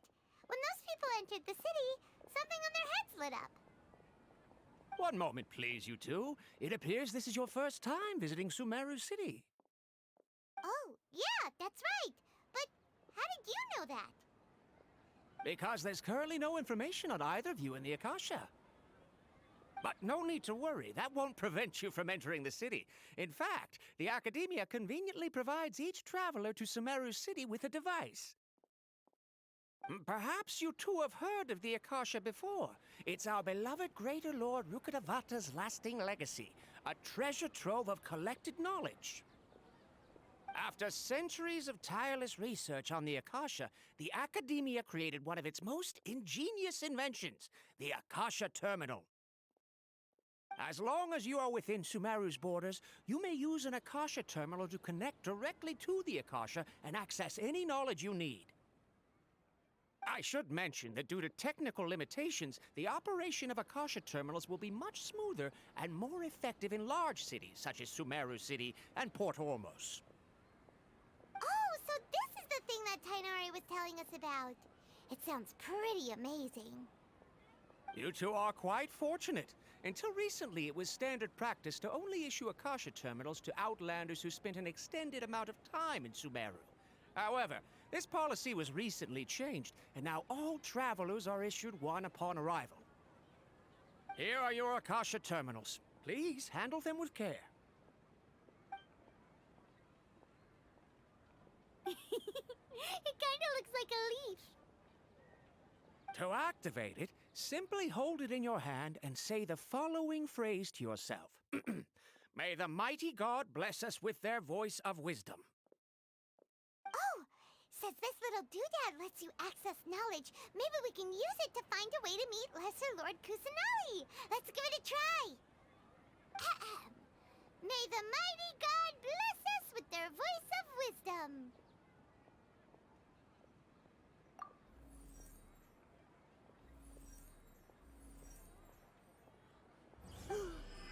Whoa! Just now, something clicked, and Paimon suddenly knew how to use this thing. It seems all we need to do is concentrate on what we want to know, and bam! You get it! Oh, that'll come in real handy. Exactly. That is the power of the Akasha. And with that, let me officially welcome you both to Sumeru City. May the wisdom of the Dendro Archon always be your guide. Okay, now that we're in, we can check the Akasha about Lesser Lord Kusanali. Let Paimon try. 500 years ago, the sages found a newly born deity from within some scorched ruins. The deity now resides in the sanctuary of Suristana. Seems pretty similar to what Kali was telling us. Okay, next, let's concentrate on asking how to meet her.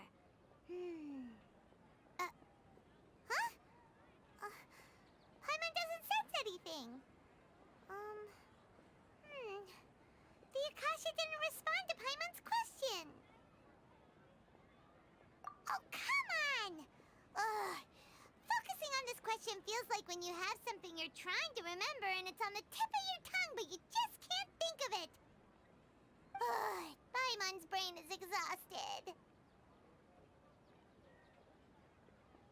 Oh, smart idea. But what are you going to ask it?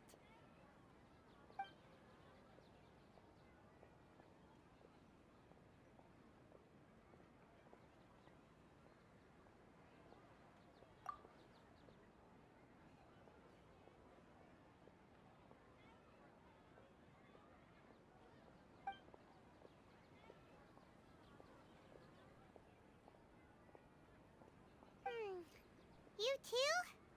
Well, glad it's not just Paimon.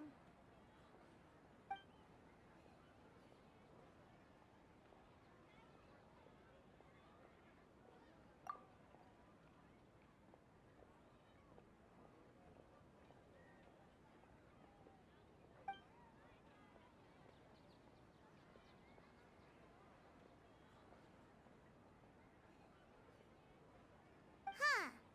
Could it be because we're Outlanders and we've only just arrived in Sumeru? You know, maybe we're not qualified to receive an answer to this sort of question or something.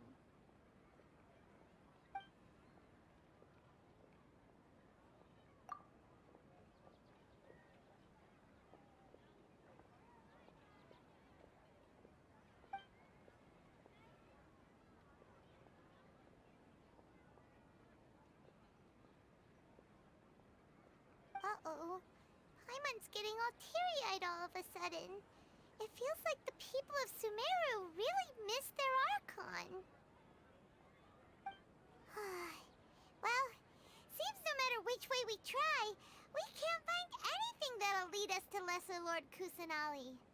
Guess our only choice now is to try meeting with the researcher that Tainari recommended. He's from Sumeru and even has a position in the academia. Maybe he'll be able to access more info from the Akasha.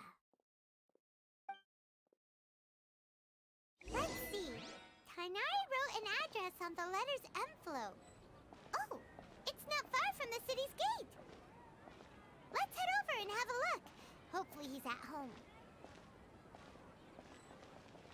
How can my own brother say something like that about me? It's plain hurtful.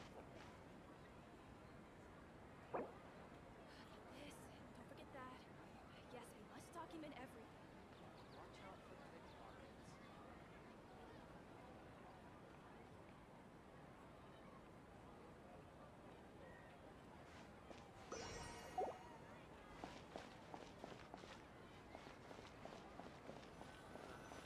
Been handed all the cumbersome tests again. Hello, are you Rohawi? Yes, that's me. Can I help you? Great! You see, Tainari sent us here and... What? Tainari? Please, there's no need to say anything, really. Sure, I admit that the article I published last month wasn't my best work, and maybe the data didn't produce the most convincing results, but... Here, this is a letter from Tainari. Oh, let me see. Ah! Ooh, what a relief. You two nearly scared the life out of me. So you two just have some questions for me? Seems even Tainari acknowledges my innate ability for procuring information. So, what is it you two would like to know? We want to meet with Lesser Lord Kusanali. Do you know a way we can do that?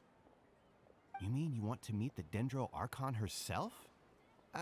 This isn't exactly my area of expertise, but let me see what I can find in the Akasha.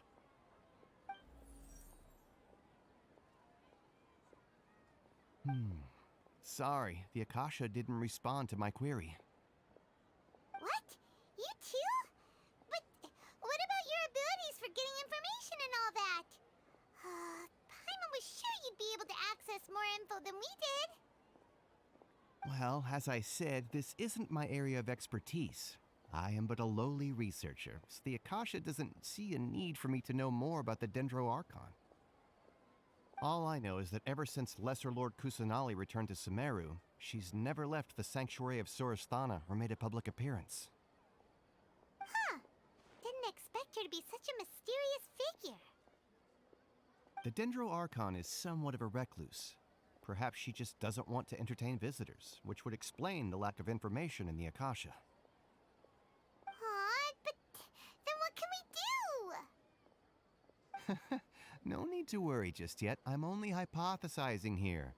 You could certainly try asking around and see if anyone else has ideas.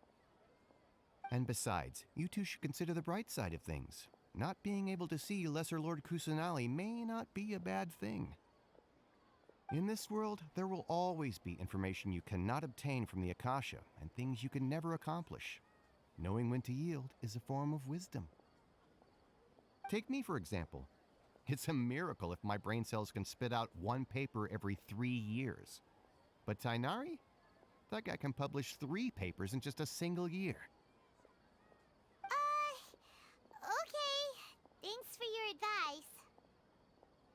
Don't mention it. If you two ever want information about things like who's been promoted within the academia or relations between the 6 great sages, come find me. Hey, come on. This is a survival skill at the academia. Paimon's expectations were pretty low, but this is so low it's like digging holes in the dirt. So what do we do now? Even if we want to talk to someone, we don't know anybody here. Huh? Like who? Oh, you're right! Catherine! The Adventurers Guild has has its own intel network. Let's hurry and find her.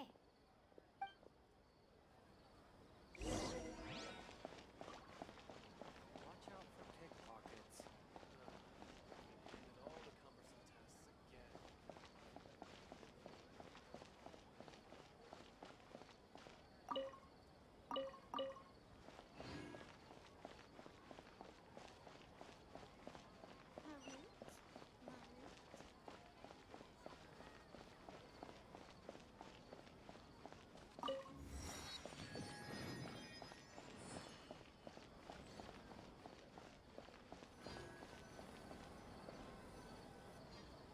Ad Astra Abyssosk. Hello, Traveler and Paimon. Catherine, we need your help with something. Understood. The Adventurers Guild is always ready to serve you. With what do you require assistance? We want to meet with Lesser Lord Kusanali. Do you know a way we can do that? You two wish to meet with Sumeru's Archon. Understood. Please wait.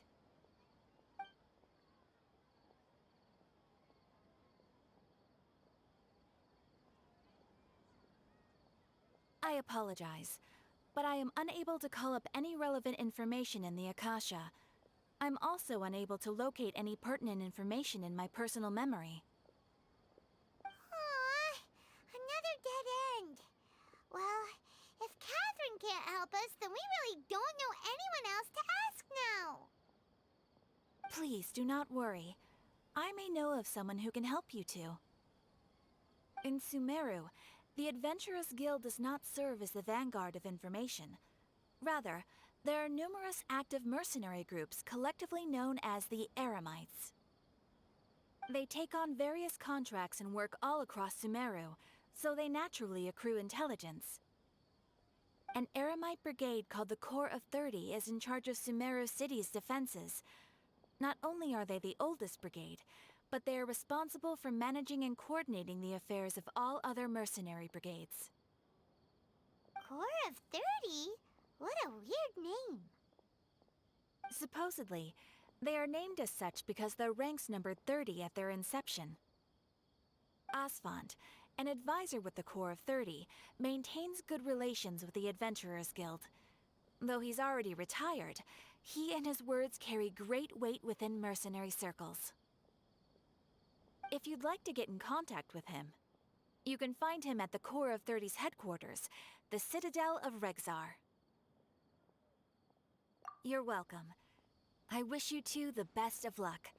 We look forward to your exploits in Sumeru. All right, off to the Citadel of Rexar we go!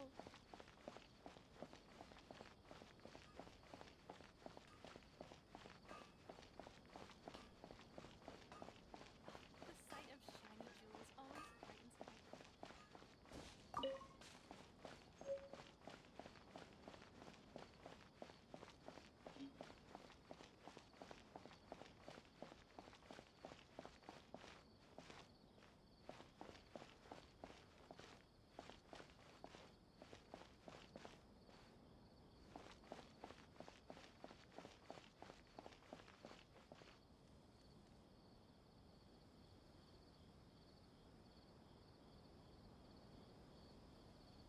Welcome.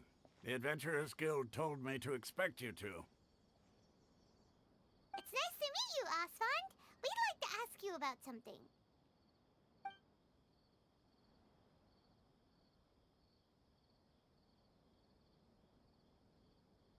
I see. So, Catherine's the one who sent you this way.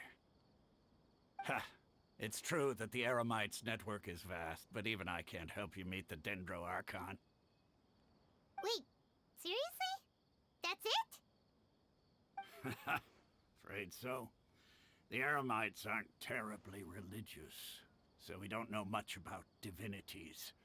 As far as the Akasha goes, we can access even less than you. We originally came from the desert. The gods there died off long ago. Since those days, we've used our own two hands to carve out a living. We don't beg gods for their aid. It isn't just us, though. If you ask me, I think most in Sumeru aren't interested in Lesser Lord Kusanali. Oh? Why's that? Just take the Academia, for example. They're the ones who truly rule Sumeru. Although they believe in gods, most of them only care for the late Greater Lord Rukkhadevata. In their eyes, she was the one who founded Sumeru and gifted us with the Akasha. Lesser Lord Kusanali just happened to inherit her legacy. Because of the Academia's influence, most citizens are more familiar with Greater Lord Rukkhadevata and hold her in greater esteem. Not to mention that Lesser Lord Kusanali never makes an appearance, and the Academia never announces anything about her. As far as the people of Sumeru are concerned, she's just a god that exists. And that's all. Really? Aw. After hearing all of that, Paimon sort of feels bad for Lesser Lord Kusanali. Ha! But who knows? We're all just guessing when it comes down to it. Besides, I'm sure the God of Wisdom doesn't worry about her reputation among people like us. All right. Well, thanks for the info, Osfond. No problem. Always happy to help out the Adventurers Guild.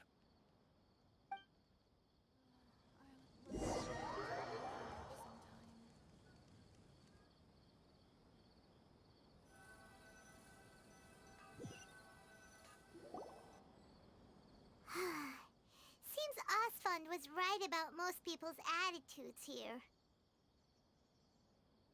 Not only are they not interested in the Dendro Archon, they even say stuff like, if the Akasha doesn't think I should know, then I don't need to know about it. We've been asking for information non-stop ever since we got to Sumeru. But the harder we try, the more helpless everything seems. Isn't there at least one person in this entire city who cares about Lesser Lord Kusanali? Oh, you two are interested in Lesser Lord Kusanali? Huh? Who are you? From the sound of it, you two are Outlanders who recently arrived here. You've been asking around for information on Lesser Lord Kusanali, right? Oh, I'm sorry. I forgot to introduce myself.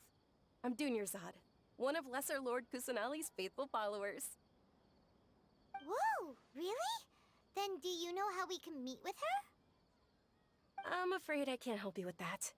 But your conversation earlier did happen to remind me of a legend about the Dendro Archon. Sure. It goes like this. Long, long ago, there was a man who heard a prophecy. It predicted that a great calamity was about to befall him. Panicked by what he heard, the man sought out the Dendro Archon in hopes that she would bless him with the wisdom to help him escape his predicament. The man journeyed across deserts and through rainforests and experienced tribulations of every kind. However, he still couldn't find any trace of the Dendro Archon. In despair, he thought, alas, the Archon has abandoned me. He then had no choice but to sorrowfully resign to his fate. Okay, and then what happened? And then, the calamity came. But to his own surprise, the man felt somehow emboldened by the trials of his journey. By relying on his own strength, he managed to overcome the adversity. At that moment, a bird perched upon his shoulder. This bird was, in fact, an avatar of the Dendro Archon. She said, "O Archon Seeker, do you now understand? She and her wisdom have long been found by you. Along your journey, we were in every flower and blade of grass, every ray of sparkling sun, and every breath of dancing wind. So long as you continue to think and ponder, we'll be wherever you go." Yeah, thanks for the story! Paimon feels all warm and fuzzy inside after that.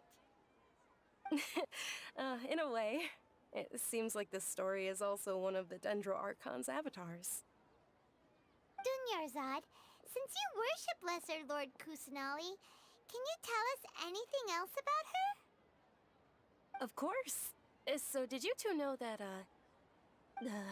I'm terribly sorry, but it seems something's come up now. Let's chat another day.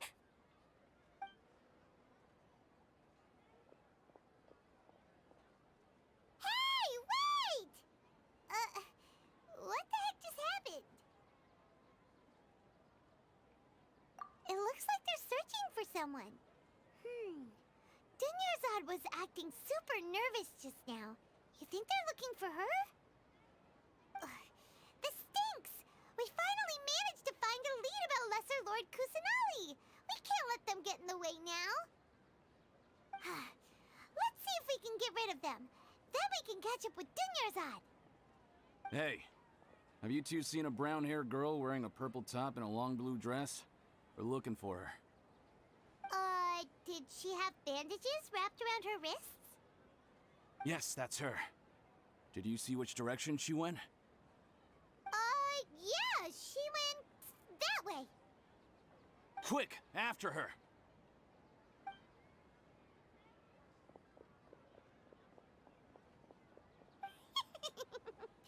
That should keep him busy for a while. Let's hurry and find Dunyarzad.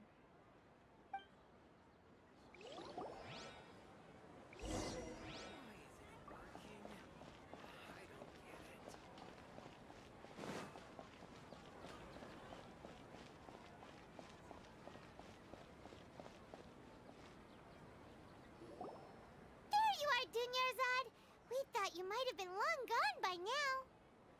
Oh, it's you two. Oh, you startled me there. You can relax now. We threw those people looking for you off the trail. Really? Thank you so much. Unfortunately, I believe there's still more of them out there looking for me. Uh-oh, looks like there are some coming this way. Huh? More of them? Then what are we standing here for? Run! No, wait, my body isn't in the best shape. It's difficult for me to run. Okay, sounds good. There's a tavern on the other side of the port we can go to. They probably wouldn't expect me to hide in a place like that. All right, let's move out. Stay behind us. We'll keep an eye out for anyone looking for you.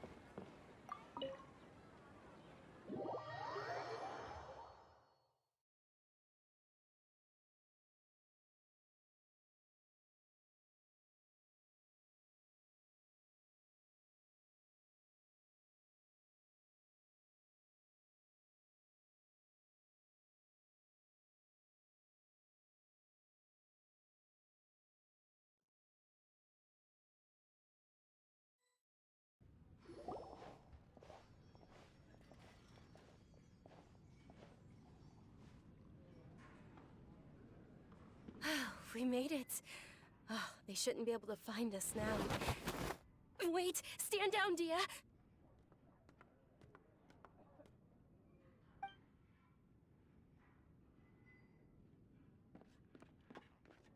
My lady, who are these two? They're travelers that I met on the street just a moment ago. They happened to notice that you were all searching for me, so they helped me hide. I see. In that case, you two should scram. There's nothing here for you. Wait a sec! Who the heck are you? And why are you shooing us away? I'm Miss Dunyarzad's bodyguard, here to see that she returns home safe and sound.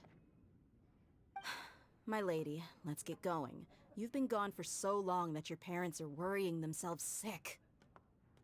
And if I refuse to go with you? It'd be easier for the both of us if you cooperated.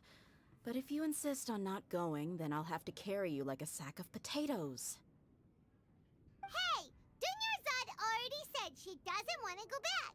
Why are you still pushing her? Stay out of this. You don't understand the situation. Sorry, my lady. Even though I'm your bodyguard, your parents are my employers. I have to answer to them. How much? Wait, what? How much more do I have to pay you to become your employer? So you never listen to my parents ever again. Double? A triple? Give me some time and I'll get that much. My lady, this isn't about Mora. I don't know what you think of us Eremites, but let me say this. I like Mora, but I'll never go against my principles. That's why I'm here looking for you. Sure, it's an order from my employer, but my conscience was also telling me it's the right thing to do. And knowing your health, carelessly running around like this is gonna hurt ya. For the sake of those who love you, don't be stubborn. No, you're wrong. I'm aware of my limits, and I know what I'm doing. Honestly, the only people being stubborn right now are my parents. And I know perfectly well that it makes no difference if I'm at home or not. I still won't accept reality. And every time I bring this up, they just change the subject. Dia, you've been living with us a long time already. This should be old news to you. Dia, I know it hasn't been easy for Mother and Father, and I'm grateful for everything they've done for me. But there's someone else in this world I'm also grateful to. Because she saved me. The love I have for her is the same I have for my parents. This is my life and my last chance. So I want to do something meaningful. My lady, are you sure what you're doing now is meaningful? Yes, I'm sure. At least, it is to me. Fine, I won't ask you to return home anymore. But let me make something very clear. I'm only doing this because I respect your determination, not because I agree with you. Thank you, Dia. Sorry for being so rude just now. My nerves were acting up. And I even brought up your payment in such an offensive way. Don't worry about it, my lady. I did say that I like Mora. Besides, that's our next topic of conversation. Today's little excursion caused such a ruckus that every single bodyguard at the estate was deployed. It wouldn't be easy to hide things from your old man. Since this definitely won't be your last escapade, here's a little tip. You should at least make it look like your room and things are still in order when you leave. Also, you'll need someone to cover you for when you're out and about. So, I'll let you hire me, my lady. This way, everyone wins. As for the pay, let's say half of what your father pays me. We can settle the bill when we return to the estate. Okay, deal. Yay! Looks like they've reached an understanding.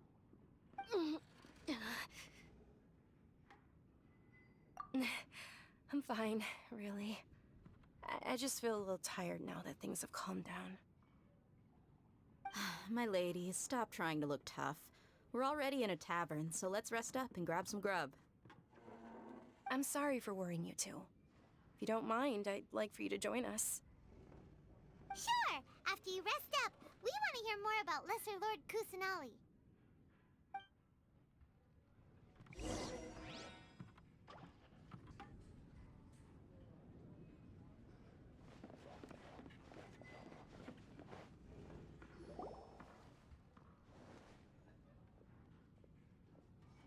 Ha! Well, if it isn't Dia. Haven't seen you in nearly half a year. Word on the street is that you're a bodyguard for the Homayani family now. Ha! Don't you find that kind of work boring? Nah, you get used to it. How about a menu over here? You got it. Huh? Isn't this little Miss Homayani herself? We don't get to serve personages like you very often. We'll be sure to prepare our very best. Thank you, sir, but there's no need. I don't have a lot of Mora on me, and I really ought to save as much as I can. please bring these two the best food you have. They're my new friends, so I want to be a good host for them.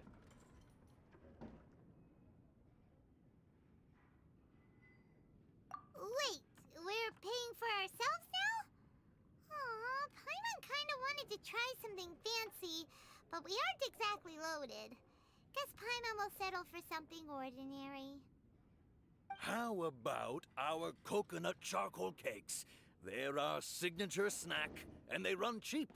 Look, other customers over there are eating some now. They look kind of burnt and dry. Paimon will pass.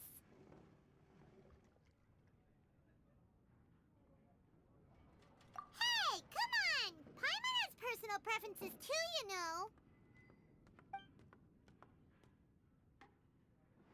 Dunyarzad, we asked a lot of people when we first arrived, and almost nobody was interested in Lesser Lord Kusanali. So, what made you want to follow her? Well, remember when you asked me if I knew how to meet the Dendro Archon? Even though I don't know how, I think I've actually seen her before. Huh? Really? Yes, it was when I was a child. At the time, my illness had kept me bedridden for the better part of a year. I was stuck inside and couldn't make any friends, and my parents did their best to find treatments for me. But even then, the Akasha didn't have any helpful information. My younger self no longer had any hopes or dreams. One flare-up was so bad that I was in a semi-conscious state for several days. Then one night, I woke up alone in my room. I was terrified. My body was paralyzed. Even if I cried, there was no sound. At that moment, an ethereal voice spoke in my mind. Dunyarzad, don't be scared. You don't have to cry. Dunyarzad, don't be scared. You don't have to cry. Who are you? How do you know my name? How do I explain this? You might not be able to understand, but actually, I know everything about you. Really? Of course. I know that you're scared of thunder, that you hate taking medicine every morning, and that you love counting the petals on your mom's skirt. Wow, you really do know everything. Dunyarzad, is there anything you want? Want? Not really.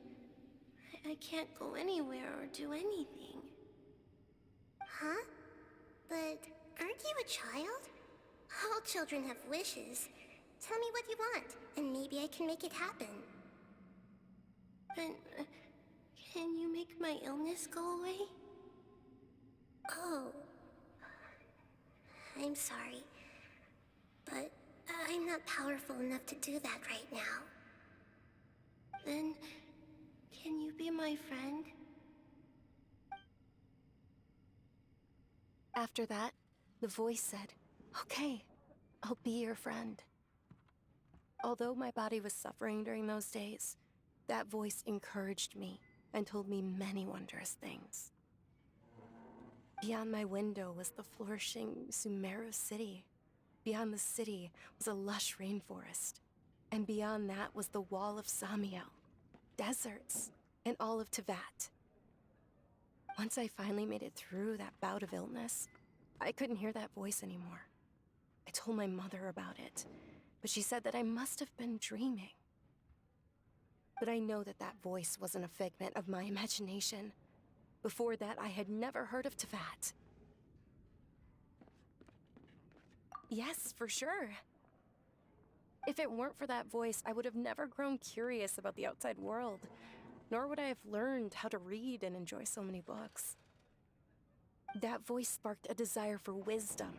It had to have been the Dendro Archon. I've been hoping for a chance to repay her kindness. In fact, I was running around today to help prepare the Sub-Zerus festival for her. What's the Sub-Zerus festival? It's Lesser Lord Kusanali's birthday, which was the day that she was found by the sages. It's actually an old holiday that originally celebrated Greater Lord Rukkhadevata's birthday. When she passed away, the holiday eventually became a celebration of the Lesser Lord's birthday. I heard everyone was overjoyed when they welcomed her back to Sumeru. In those days, the festival was a huge deal. But because of the Academia's influence, people have gradually lost interest in the festival. The Academia actively participates in Sumeru's many holidays dedicated to Greater Lord Rukkhadevata. But when it comes to the Sub-Zero's festival, forget any funding. They practically act like it doesn't exist. Maybe they see Lesser Lord Kusanali's birth as confirmation of Greater Lord Rukkhadevata's death, so they're reluctant to celebrate it. Aw, but that's awful. It is. It's absolutely terrible. Sure, the Greater Lord founded Sumeru, but hasn't Lesser Lord Kusanali been the one quietly protecting us for the past few hundred years? Just remember that we're still out in public. Don't get too carried away now. I know that people over by the Grand Bazaar still hold the Sub-Zero's festival to this day, but I hadn't met any of them before, so I was never able to contribute. But recently, I made a friend there who also follows Lesser Lord Kusanali. I gave her my savings because I want her to throw a wonderful festival this year. That's the least I could do for Lesser Lord Kusanali.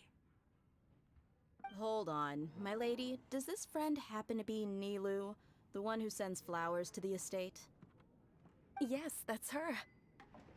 I saw her leaving the other day with a nervous look on her face. It seemed like she was hiding something in her arms. Did you give her something?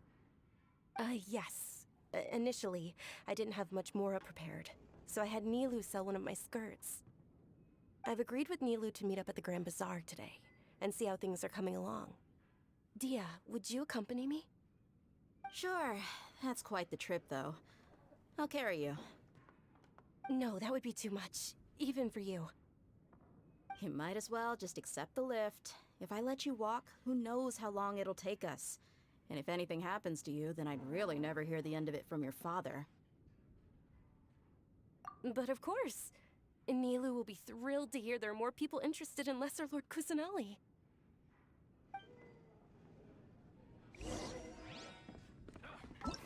Your theory.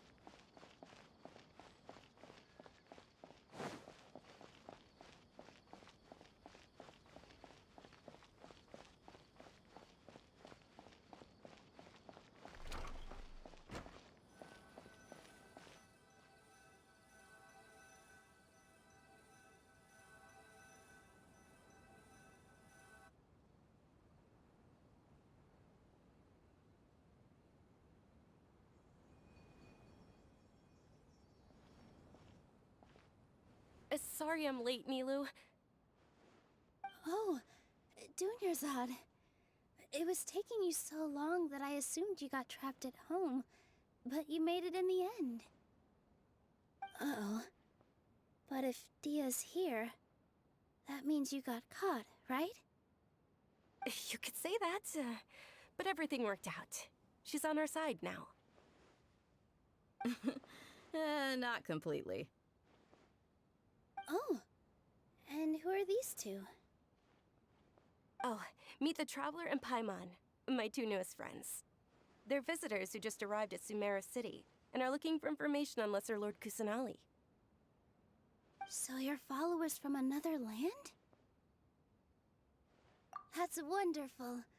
You two absolutely mustn't miss the Sabzeruz festival.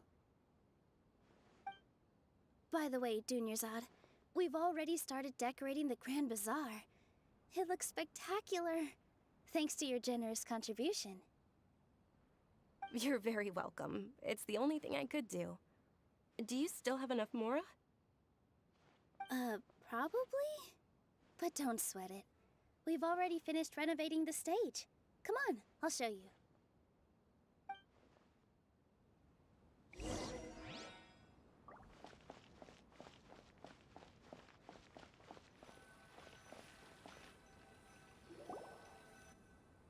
Wow! This place is amazing! Not bad. Last time I was here, the stairs were full of holes. The stairs were nothing. A little while ago, we discovered that the tree above the stage had a huge chunk of bark ready to fall off. Mr. Zubair was worried sick. We reported it to the academia many times, but they never sent anyone to deal with it. We didn't want anything bad happening, so we were going to cancel all the stage performances. Oh, probably because it was the theater asking. The academia looks down on performers like us. They probably think it would be best if the theater closed down completely. We can't let that happen, though. Not only would everyone involved in the theater go hungry, but then we wouldn't be able to hold the Sabzeruz festival anymore. Thank the Danger Archon for Dunyarzad. With the Mora she gave us, we hired someone to patch up the tree, and we also gave the stage a much-needed makeover.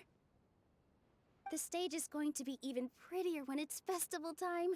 I can't wait for you to see it. And I can't wait to see you on the stage. You've been practicing so long already. It's almost time for your dream to become reality. It's our dream. I'll do my best for the two of us. Nilu, what are you gonna be doing at the festival? She'll be dancing the dance of Sabzeruz, the most important performance at the Sabzeruz festival. Dunyarzad, have you told him the origin of this holiday? I only told them about the Greater Lord and Lesser Lord so far. Okay, then I'll tell you two about how this holiday came to be. According to legend, the Sabzeruz festival was originally the Goddess of Flowers' birthday celebration for the Greater Lord. A long, long time ago, on one of Greater Lord Rukkhadevata's birthdays, her friends threw her a celebratory banquet. Some of the gods got drunk. One started playing music, and the Greater Lord started singing, so the Goddess of Flowers began to dance. As she danced upon the grass, countless beautiful parisaras began to bloom wherever she stepped. Those brilliant purple flowers became her dazzling stage. All the gods clamored, "Oh, if only time could stop at this very moment."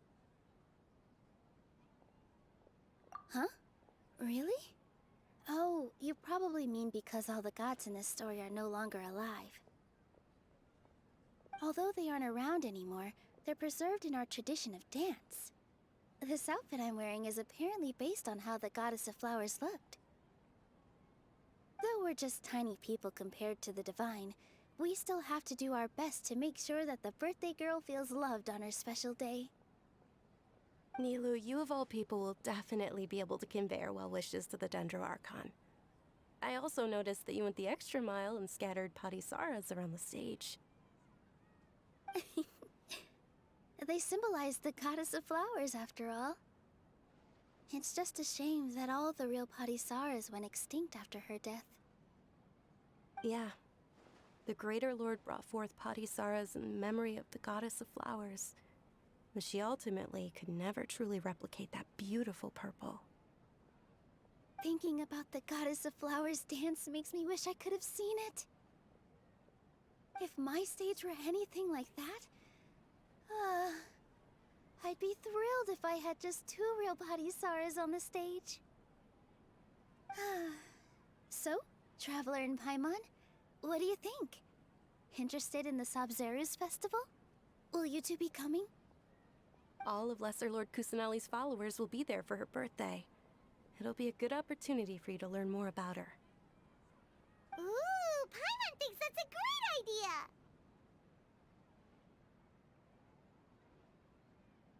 Of course Paimon wants to watch. Those 2 things aren't mutually exclusive, you know. So how about we all attend the Sabzeruz festival together? Dunyarzad, let me show you which stage decorations we've picked out so far. Traveler and Paimon, if that doesn't sound interesting to you, then feel free to explore the area. Everyone at the Grand Bazaar loves Lesser Lord Kusanali, and we're all looking forward to the Sabzeruz festival. In that case, we'll take a look around.